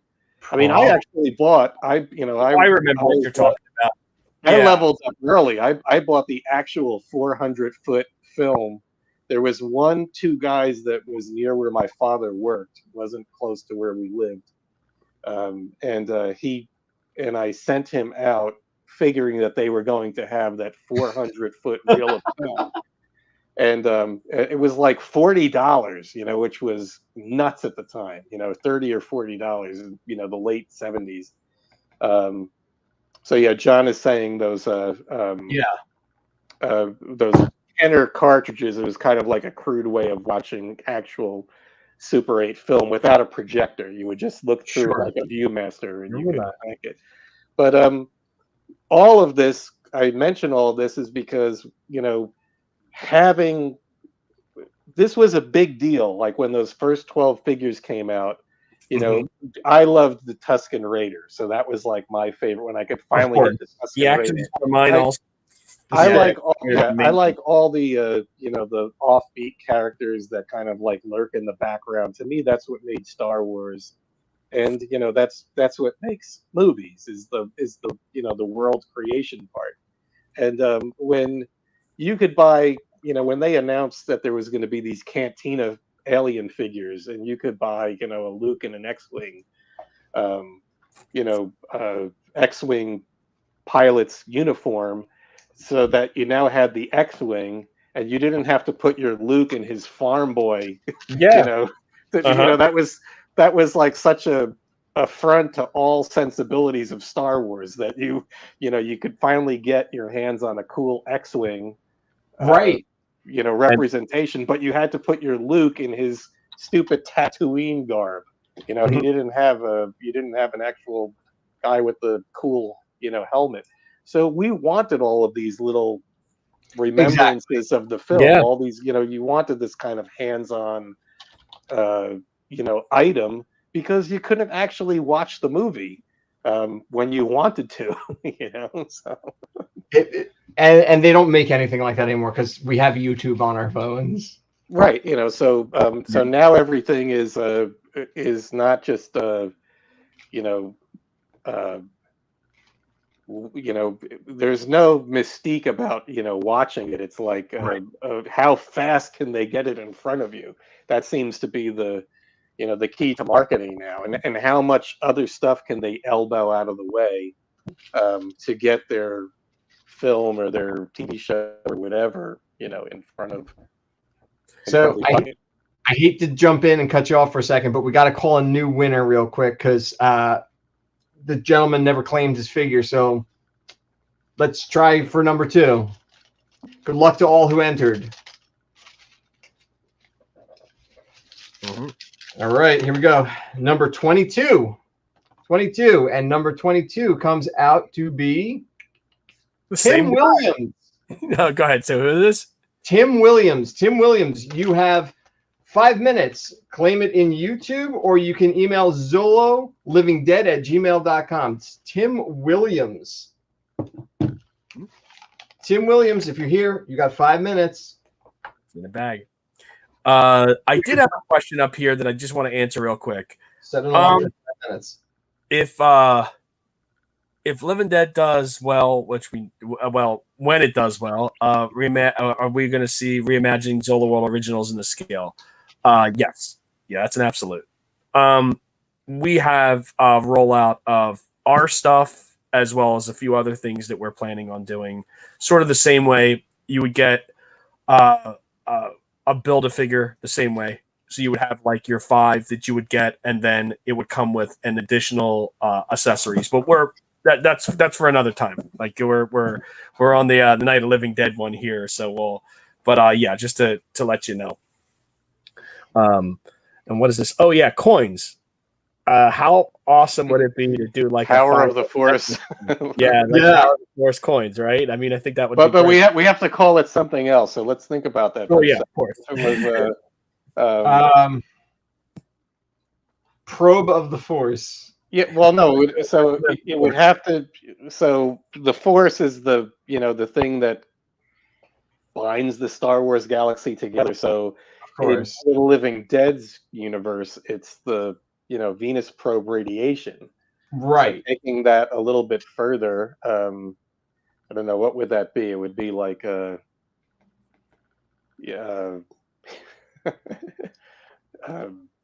so much we can do. Yeah. Well, just to point out, also the reason all of the characters are up for grabs is because use the Venus probe radiation, Luke.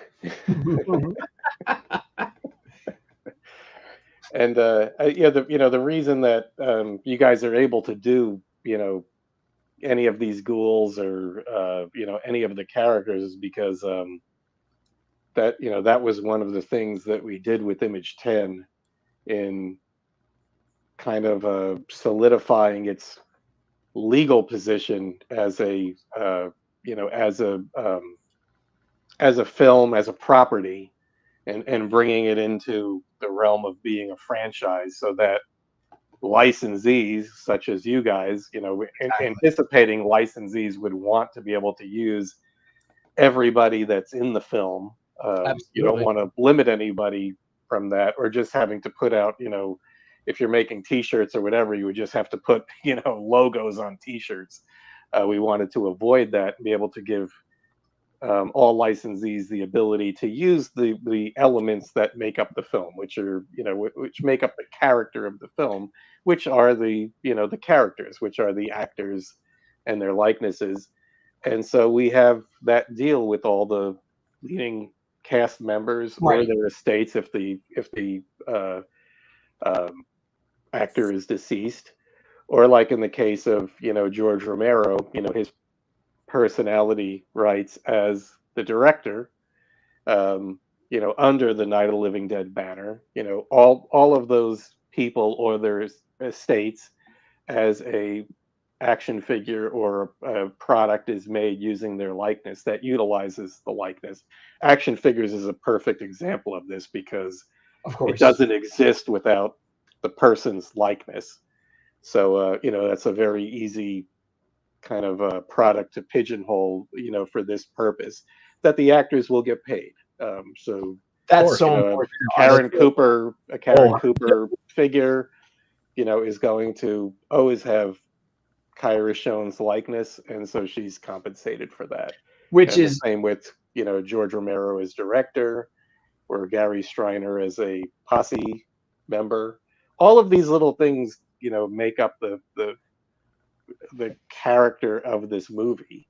Which and to pull they're important. To pull the curtain back for a second, it's actually a conversation the three of us had together, which was at Living Dead Weekend, and why the Karen figure is so important was, obviously we're all kind of like animal fanatics. Like right now, Mike is working on a figure. It's Mike. You want to talk about that real quick? What you have coming out? Yeah, there's an actual. I gotta take the gun out of his hand. And this will go back to Karen about how important animals are, and they tie into Night of the Living Dead. I'll keep the gun on. Us cat people are gonna. Yeah, so we're actually honoring Private Ham, the chimp, the first chimp in outer space that was at NASA like back in the 60s during the, actually he was the first astronaut there in outer space. But yeah, he we're doing an action figure of him. He's going to be retro reverse also. Let me just take this off. Hold on. And, yeah, so you can see Private Ham. He comes with a backpack. Let's see here. You had an accessory in his hand that wasn't supposed to be there. That's why I'm laughing. Yeah, that accessory, and he has the space helmet too. So you could see that. And this is just like I said, it's a proto. This is actually in tools right now. So this is going to be for our convention, ZoloCon. It's coming up here in August, and we have that guy. So yeah. But anyway, he's this is Private Ham, and he's going to be part of a series called Space Heroes. Yeah, Space Heroes. Right. And we originally called it Star Heroes, but that wasn't gonna. So we have like a sci-fi spin to it. There's like 5 apes. There's a whole story around these characters, and you have Private Ham. You have Hazy, the space ape, which is basically part of Tranquility, which is there at the convention as well. So they're gonna have an exclusive. And then we have like a couple other versions of him. One of them is him going interstellar, and it's another. You got to get all 4 figures to get the interstellar version of him, and he's all translucent, but it is pretty neat. But anyway, this is going to go towards a charity of Save the Chimps. So Save the Chimps is a organization that actually took care of Private Ham all the way up until his last days.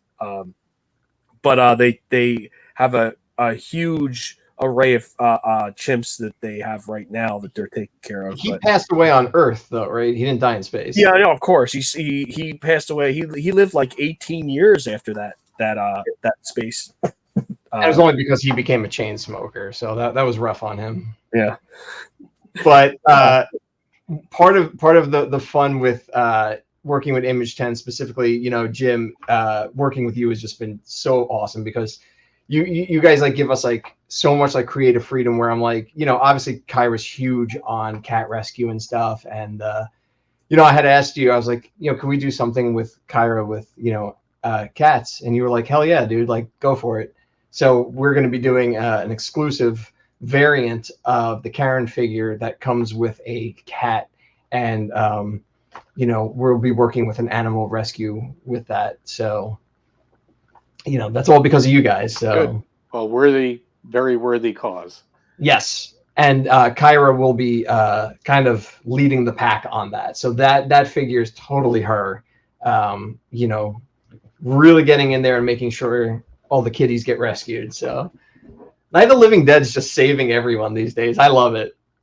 So the other person did not claim their figure, so let's call another one. You know what it is? People just they don't want cool toys for free. Mm. All right. I said that's the only reason I came on. I thought you were giving out prototypes. We might as well give it to you. You know what's funny? And like someone had sent me a bunch of messages, and I won't say who because I'm not that much of a jerk. They were like, "Hey, so you're gonna DM me, right?" I'm like, "No, dude, you have to watch the show to claim your figure. Like that's how it works." And they're like, "Oh, but can I buy it?" I'm like, "Bro, like it says it in the instructions." That's the whole reason why. Yeah. All right. We have a question. Night of the Living Dead 1990 figures. That's a different license. That's a different license. Yeah. Where do you see Image 10. So just so you understand, or so everybody understands, Image 10 only handles the 1968 Night of the Living Dead.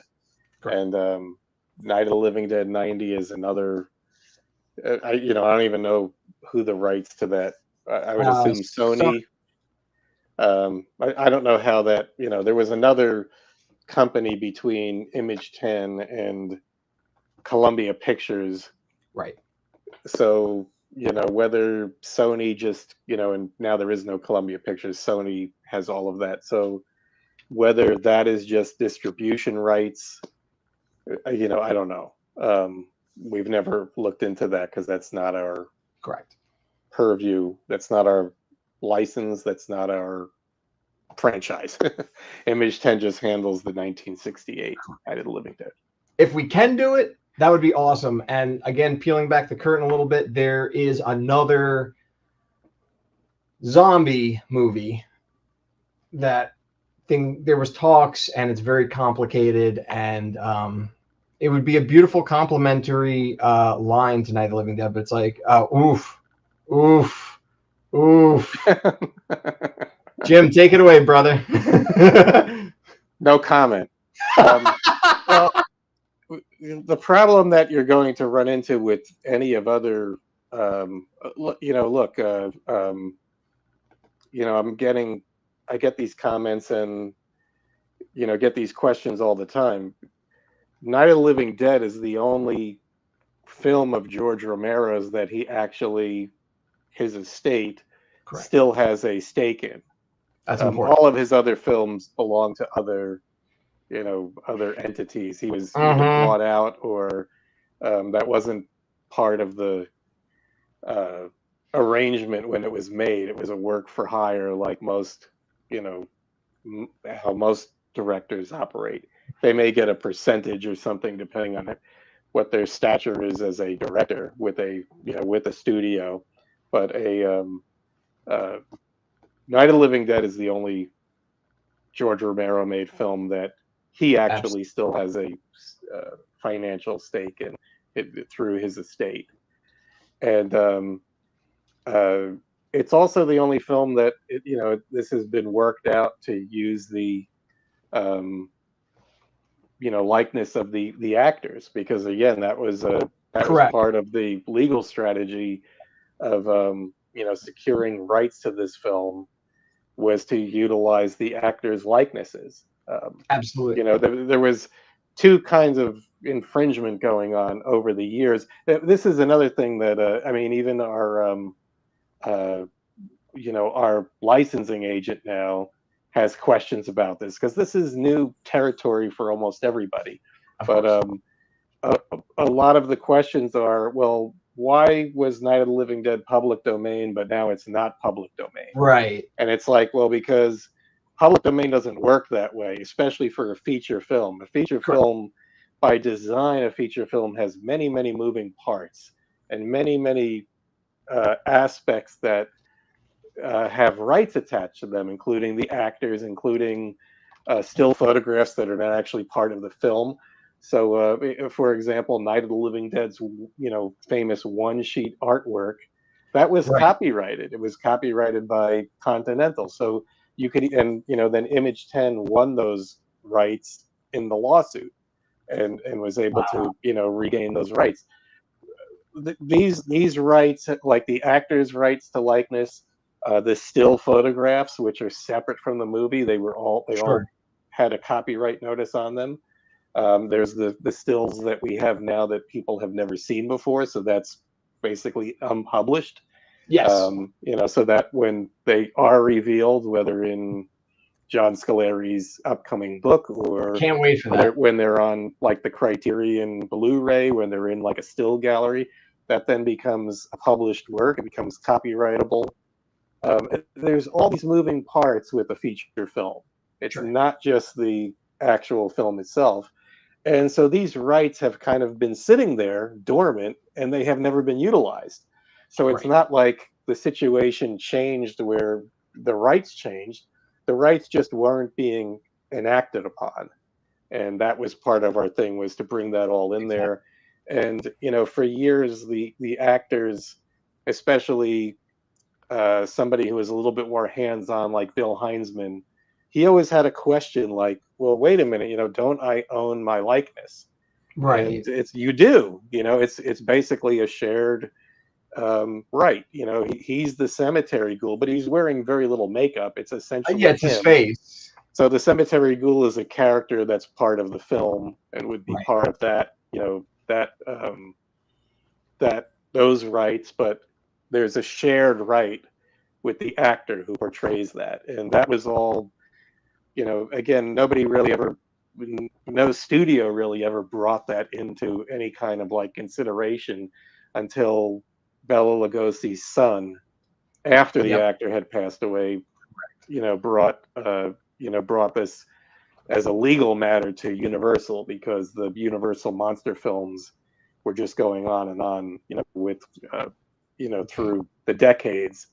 those were kind of like the go-to, monster flicks that Right, were exactly. being licensed and so forth. So that's where that all started to become, something, and laws were enacted because of that to protect, people's right to privacy and, not use it in business, not use your likeness without permission in business or advertising. And then that's why, of course, that it applies to everybody, but it's going to apply a lot to actors or to any artist or personality that builds up a persona that's like being used in business, whether it's an entertainer, a singer, a comedian, Sure, anybody. Their likeness becomes part of their craft, part of their brand, so to speak. Mm-hmm. I will. Why we can't use I know you want to be announcing that next winner, I guess. Yes. I will just jump in and interrupt you for a second. There is, to answer that question prior, there is one actor from Night of the Living Dead 1990 that did actually ask that question as well. And I won't say who, but there Why is not? someone. Well, I mean, it's not there's nothing wrong with asking that question. I mean, okay, it was Heather. Well, Heather and I have talked about it. It's, the actors have rights as those characters, Sure. unless you're behind, a hockey mask like, the Jason. Right.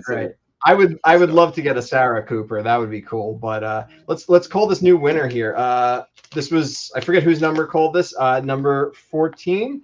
I'm going to go to the list and see who was randomized to be number 14. So number 14, you're going to have 6 minutes. I like the number 6. You have 6 minutes to claim your prize, and then, or you could email us at zololivingdead@gmail.com. So number 14 is going to be Chad Seeley? Chad Seeley. That's Chaos Collectibles. Yeah, I don't know. I don't know if he's on. Oh, well, he would love that. Yeah, but he most likely is because of this is. Are you on the fans page or are you on the Realm of the Underworld fan page? I don't know. Well, the icon that I'm seeing there is not. No, that's just the normal.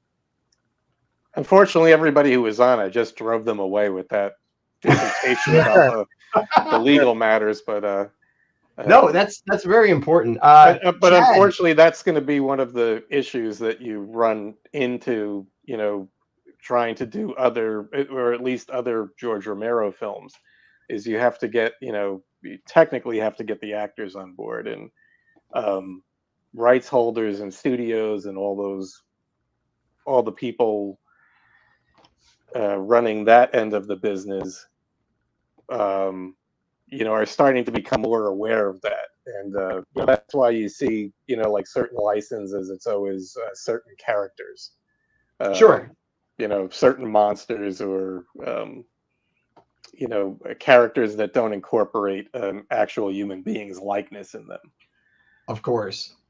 But it's not that it's without merit to try to get, all of that. It's like with the library music, where there is an obstacle, right.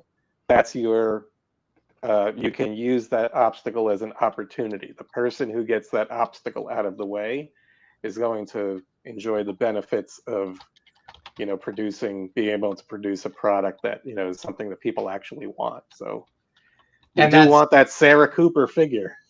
We really, I would buy that. I would buy it. I'd just give you one. So, you're the man that makes all the magic happen. You're going to have to go to these winners' house and like knock on the door at this point, because I'm trying, man. Like there's it's so funny though, because I had posted like several times, like, hey, this is the rules. You got to be there. You got to be present. Whatever. And everyone's like, cool. Yeah. Can we get like a Craig cam, like we could see him getting in his car? I'll do it right now. And driving to the person's house and knocking on the door with the Ben figure. Please, you have 5 minutes to answer the door and claim your Ben take figure. Your prize. Do we have any? Will might have to duke it out again. Yeah, No. but it's actually funny. I do have here. I hope this doesn't break in my hands. This is the 2-Up George Romero. He looks less like a bobblehead, but it's still coming out. It will look. The proportions are much better. Yeah. Yeah, the head will be a little smaller too. It's look. this. Oh, got Chad. Chad. Yeah, there he is, Chad Seeley. He's the winner. You're the winner, buddy. You got it. There he is. That's him. You get the congratulations. Congratulations. There he is. You got him. Now I don't have to drive to anyone's house. Yeah, that's awesome. Yep. Yeah, awesome. It's great. Congratulations. Here's yeah. Here's George. I don't have a hard copy of the camera, but we are still in talks with the George Romero Foundation to get the more modernized George with the Coke bottle glasses. Do a whole series of George. I would love that. The 70s with the scarf. I personally would love to do it where it's like in reality, it's like if Series 1 does good, obviously we're gonna do Series 2. Series 2, I already have planned out. The Build-A-Figure for Series 2 is something nobody would ever expect, and it's so unique to Night of the Living Dead, and I think it's a figure that people would be just rabid to own. And it's, as far as I know, there's never been merchandise of it before. And no, it's not the priest from the 30th anniversary. It's not. It's gonna be the gym exclusive. If you even joke about that, I'm gonna have to not be your friends anymore. No, we're not doing that. No, no, we're not doing that. Yeah, man, congratulations. I think that even the priest from the 30th anniversary does not want a priest figure of the 30th anniversary. Didn't he do he did the soundtrack too, right? Like the modernized soundtrack? Okay. The idea was to be able to replace the library music because that was becoming an issue, and unfortunately the dialogue tracks from Night of the Living Dead are missing. So any scenes that have music married to the dialogue, right, you're not going to be able to replace that music, unfortunately. So they had to even re-record like the radio and stuff too. I think they did that just to add some, maybe cool references, to some of the things that they were doing or whatever. Exactly. So we do have separate audio tracks. Evans City is actually mentioned in the original, but it's just it's on the loop of as things are taking place. It just happens when they first come up from the basement and they're arguing. So the dialogue takes over the where you really can't hear, but it's in there. Yeah, Craig's blurry. What happened there? I don't know. It's because why were you holding up the 14? Was that just to? I'll let it focus on my hat. Oh, that's just for the winner, just so he knows his number did in fact get called. Yeah, I'm blurry as can be. That's all right. No one cares. But I'm gonna have to run here anyway. We're running on the 2-hour mark here. But is there anything else that anybody had that they wanted to? Any questions or anything before I run here? Yeah, if anyone has any quick questions for us, do let us know. I'm gonna turn my camera off and turn it right back on. But hang on. You guys talk for a second. Ask questions. I'm gonna be back in 1 second. Sure, absolutely. So, well, my question would be: so you've mapped out October. This first wave is going to be available for pre-order, and then you're looking at maybe 6 months after that. And just for everybody out there, the pre-order is not it like some other product lines. Their pre-order, you have to do the pre-order or you miss out. Right. When Yeah. this is the pre-order is just in order to get the ball rolling, but these figures will be available in production and available, Yeah. regularly.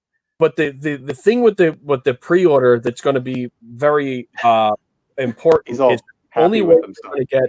the only way you're going to get the farmhouse, and the only way you're going to be able to get the potential of getting an autograph will be from the pre-orders, because there's perks with it. That's understandable. from that there. It's what and it's probably going to be it's something that we're going to talk about once we get kind of like the final pricing and everything else down, to know exactly what we're looking at.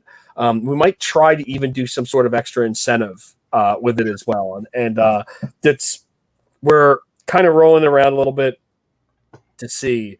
But with all the parts that you're getting on this, and for the price point, and for what it is, I mean,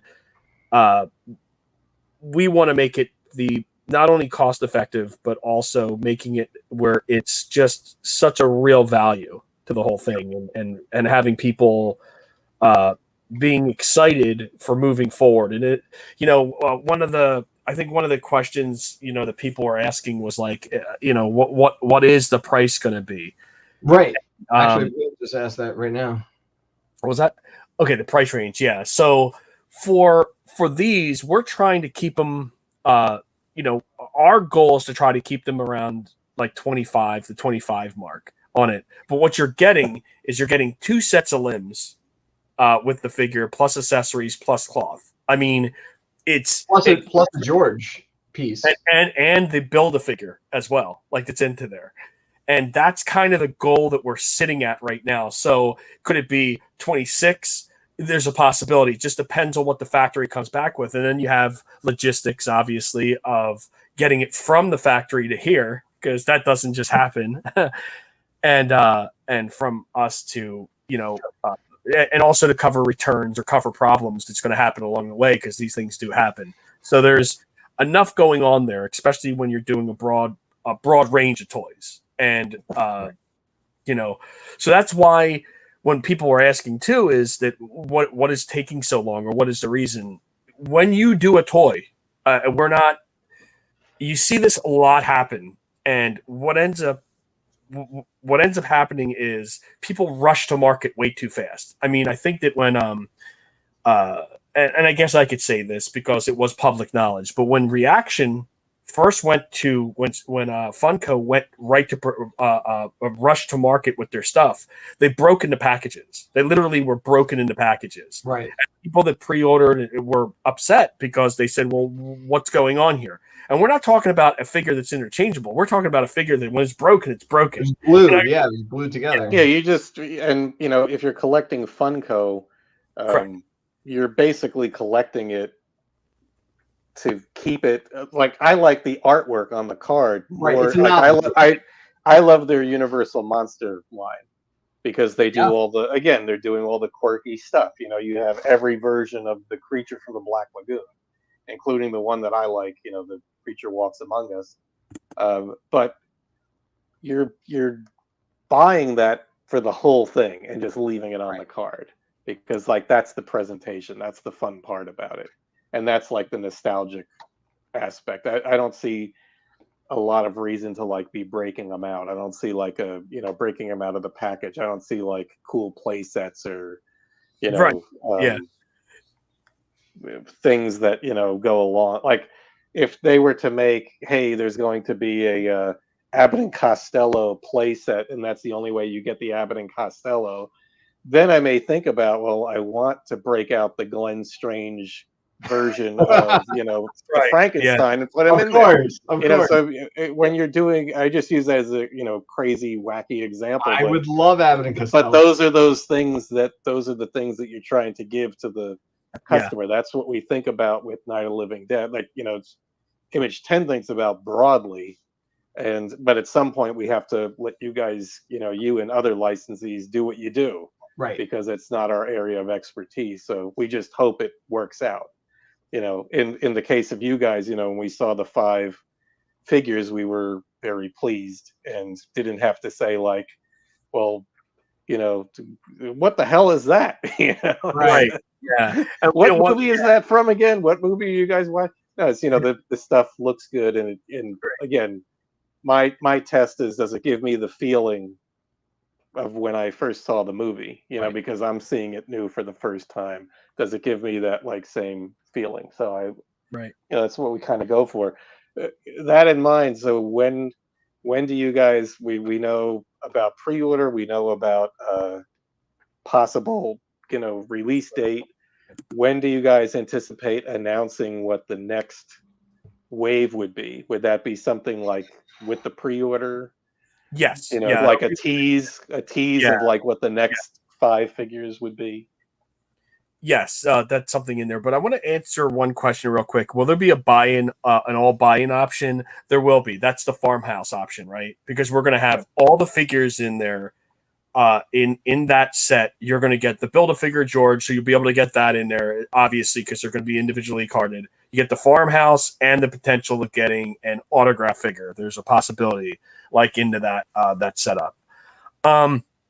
And to answer your question, Jim, yes, the idea is to keep rolling forward. It's something that I do also in my pre-orders when I do them for Realm of the Underworld or for Zeta or any of that stuff that I work on. I usually tease new stuff that's coming outside of all that too. So that's kind of the idea with it. Yeah, but I'm a huge proponent of that. To me, and well, to most people that grew up with it, the backs of the cards were so important, because that's what showed us like not only what we could get next, but also what was coming. So like, it's hard to describe that feeling when there was, for probably like 8 months, you lived with the 12 Star Wars figures and the first 12, and you were slowly picking them off, like what you could afford to buy. And then when you were close to the end, all of a sudden there was this new wave, the same packaging, but the backs of the cards changed, and it had 8 new figures, and it was like, wow, this is great. Yeah. And then they went one further and they teased a character, that went on to become a very popular character, but at the time it's like, well, who the hell is this guy? Yeah, but that made it so interesting because it was now a toy, and it's like, well, I've got to get that too. I don't care. We're gonna do what they did with the Ewoks and just say, here's wave 2, and just put a black outline around everything. Just, there it is. There was a guy, I was on a vintage Star Wars thing, and a guy actually made them. Made those figures. He said these are the original Ewok figures. It's like Blob 1 and Blob 2 because they were blacked out on the that was so cards. Brilliant. Yeah. But yeah, no, if wave 1 goes good, we have wave 2, wave 3, and as of right now, we'll say it publicly, we are looking at doing exclusive sets with other retailers. Right now, we're kind of like in a whirlwind with who wants what, who wants to do what, and can they honor the movie the way we are? Whoever wants to carry night products of Zoloworlds, if you want to do something cool, we're game. Like, we just want to have fun. We want this movie to have the toy line that it deserves, and we want to make sure that dioramas are included, obscure characters are included. We want this to be fun, and if it's not fun, we wouldn't be doing it. So that's the idea. Yeah, it's absolutely the idea. But if anybody doesn't have, if you have any more questions, I'll be around here for probably another 10 minutes or so, and I do definitely have to run. Yeah, same. Yeah, but yeah, this is fantastic, Jim. Thank you for coming on, and Jim, really appreciate you, man. Well, no problem. Awesome. This is it breaks up my day a little bit because I'm usually just go. This whole last year has been absolutely bonkers because we have I'm involved in about 14 different projects right now, so this is a lot of juggling, but at the end of it, it's a lot of fun, and seeing everything come together, getting the team together, the right people to do these things. It's always great. On our end too, it's been like, obviously, Mike, this is because you gave the thumbs up. This would not happen without you. I'm the schmuck that drives everybody crazy till everything's perfect. You have Jack, you have Jared, you have Pierre, you have Jen. It's really just, it's a small knit little team that we're really just bringing this home, and you know, each one of us is bringing something different to the table. And I'm just, you know, if it doesn't feel like the product that me and my friends, we would sit on the video store floor staring at Night of the Living Dead and just talking about, you know, oh, night, dawn, and day should have toy lines, you know. If it doesn't feel like something that we wanted in high school to play with, that's it's not okay. It never gets the green light. So unless this is something a diehard fan wanted, you know, I mean, I have my childhood VHS tape that I got from the video store that I would stare at for hours on end. And that's kind of where the brainchild came. And this was what, 25 years of just wishing. And then obviously I met Jim, who introduced me to Gary, and I've been working with Mike with projects for the longest time. And it was just a beautiful, beautiful collaboration, and everything kind of just came together like it was meant to, you know. Oh, here. Too bad the farmhouse isn't reversible with the cellar on the back. There's something that's coming with the cellar, so we'll get there when we get there. But there's something. It's on the drawing board. There's something. I'll say that, and I'll leave it as that. What I'll do is I'll leave this too. I think that we've mentioned a thing about world building, and you were talking about this earlier, and we had a conversation right prior to coming on here. What we view as world building is basically trying to create what you would see in the world of Night of the Living Dead. Like, that's pretty much, you know, whether it be through retailers, whether it be through us, or you know, Image 10 having some sort of exclusivity, something in there. Our goal is to create the sets, everything that was basically part of this would be, as long as there's feedback and as long as people want it, we will, like I said, the sky is the limit. But that's our idea of world building. We're looking to create the world of Night of the Living Dead in 3 3/4 form. And you will have that, and we don't want to alienate anybody. We don't want anybody not to be able to get something. So we want to give that, we want to make enough of them for everybody, obviously. But then also, when they're gone, they're gone. We're not going to reproduce them. We're just going to keep moving forward. And that's how we do it. That's how we've always done it at Zoloworld, to keep a real value to the products that we actually do put out.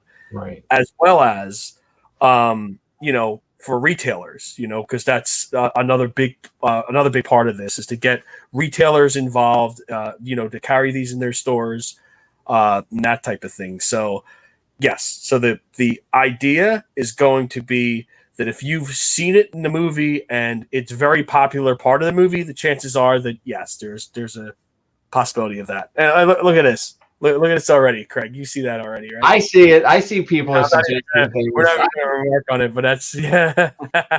I see. I mean, I'm not a big fan of like that forced exclusive thing. Right. You know, you could say like, hey, these are going up for pre-order in October, and it's going to be limited to 200 and drive people freaking bonkers. And look, that would be super successful. People would be rushing with you could basically write your own ticket there. That's no fun. And charge whatever. But the only way, you know, it's better to build upon, you know, like you're saying, give everybody a chance to get this. Of course, you're talking about 5 figures at the $25 range. You're not breaking anybody's bank. 7, I think. Well, the first 5 or whatever that you have, like, you know, the first main ones that you have planned there. So 6, of course the diehards are going to jump in there and you know, want to get that as soon as it's announced and as soon as it's available to order, because why wouldn't you want to do that? But you want to leave that buffer space for other people who maybe aren't paying attention to a podcast or something to get it. Of course. But then, like you're saying, you have to move on at some point. You can't, like, the way that you make that first wave, even more desirable is to move on to the next thing. Anybody that has, works in any kind of collectibles knows you can't just have, like, one shipment of something come in. Exactly. And then that's what you have that stuff, and then you add to it by the next wave of stuff that's released. And that's what builds excitement, and that's what, feeds the collector enthusiasm, Exactly. the enthusiasm part of being a collector. And so it's got to continue moving forward, and you have to leave at some point the earliest stuff behind. Correct. Yeah, I mean, for to just wrap up what I gotta say is, like, for the fans that want Wave 1, you're gonna get Wave 1. Can't promise the farmhouse because, like, that's obviously just through us. But if you just want a Karen, yeah, you're gonna get a Karen. Like, we don't want it to sell out in like 1 second. It's gonna be like, there's going to be perks for those who really want it. But if you want a Ben, you're going to get a Ben. You're going to get your Karen. But they are super limited, but not to the point where if you're not there on day one, it's not going to be 5 seconds and they're gone. Right. If you're there on day one, you're going to get your figure. So cool. But that's all I got. It's going to be questionable. What? Anything beyond day one is going to be questionable. That's though. it. Yeah. Day one, you're good. Yeah. We got you. Yeah. But thank you so much, everybody, for tuning in tonight. I mean, this has just been awesome. I don't get a whole lot of time to actually do these much anymore, but every time I do, I have a lot of fun with it. Thank you, Craig, for putting this together. This is great. Thank you. Really cool. Thank you, Mike, for hosting. Jim, thank you so much. Especially you brought Gary, you brought Russ, and you are always a wealth of knowledge, and we'd love having you on as always. Again, this would not be possible without you, so cannot thank you enough for all you've done to make this happen as well. No problem. Glad to be doing it. Yes, sir. So we're going to end that note on a clip from Night of the Living Dead. It's a little graphic, so if you have kiddies in the room, shield their eyes. But we want to thank you all for tuning in. Congratulations to the contest winner. Thank everybody for entering, and we hope you have an amazing night. And thanks again for tuning in. Take care, everyone. Thank you. Karen?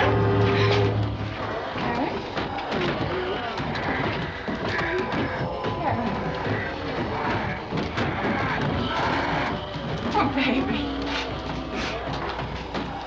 Baby.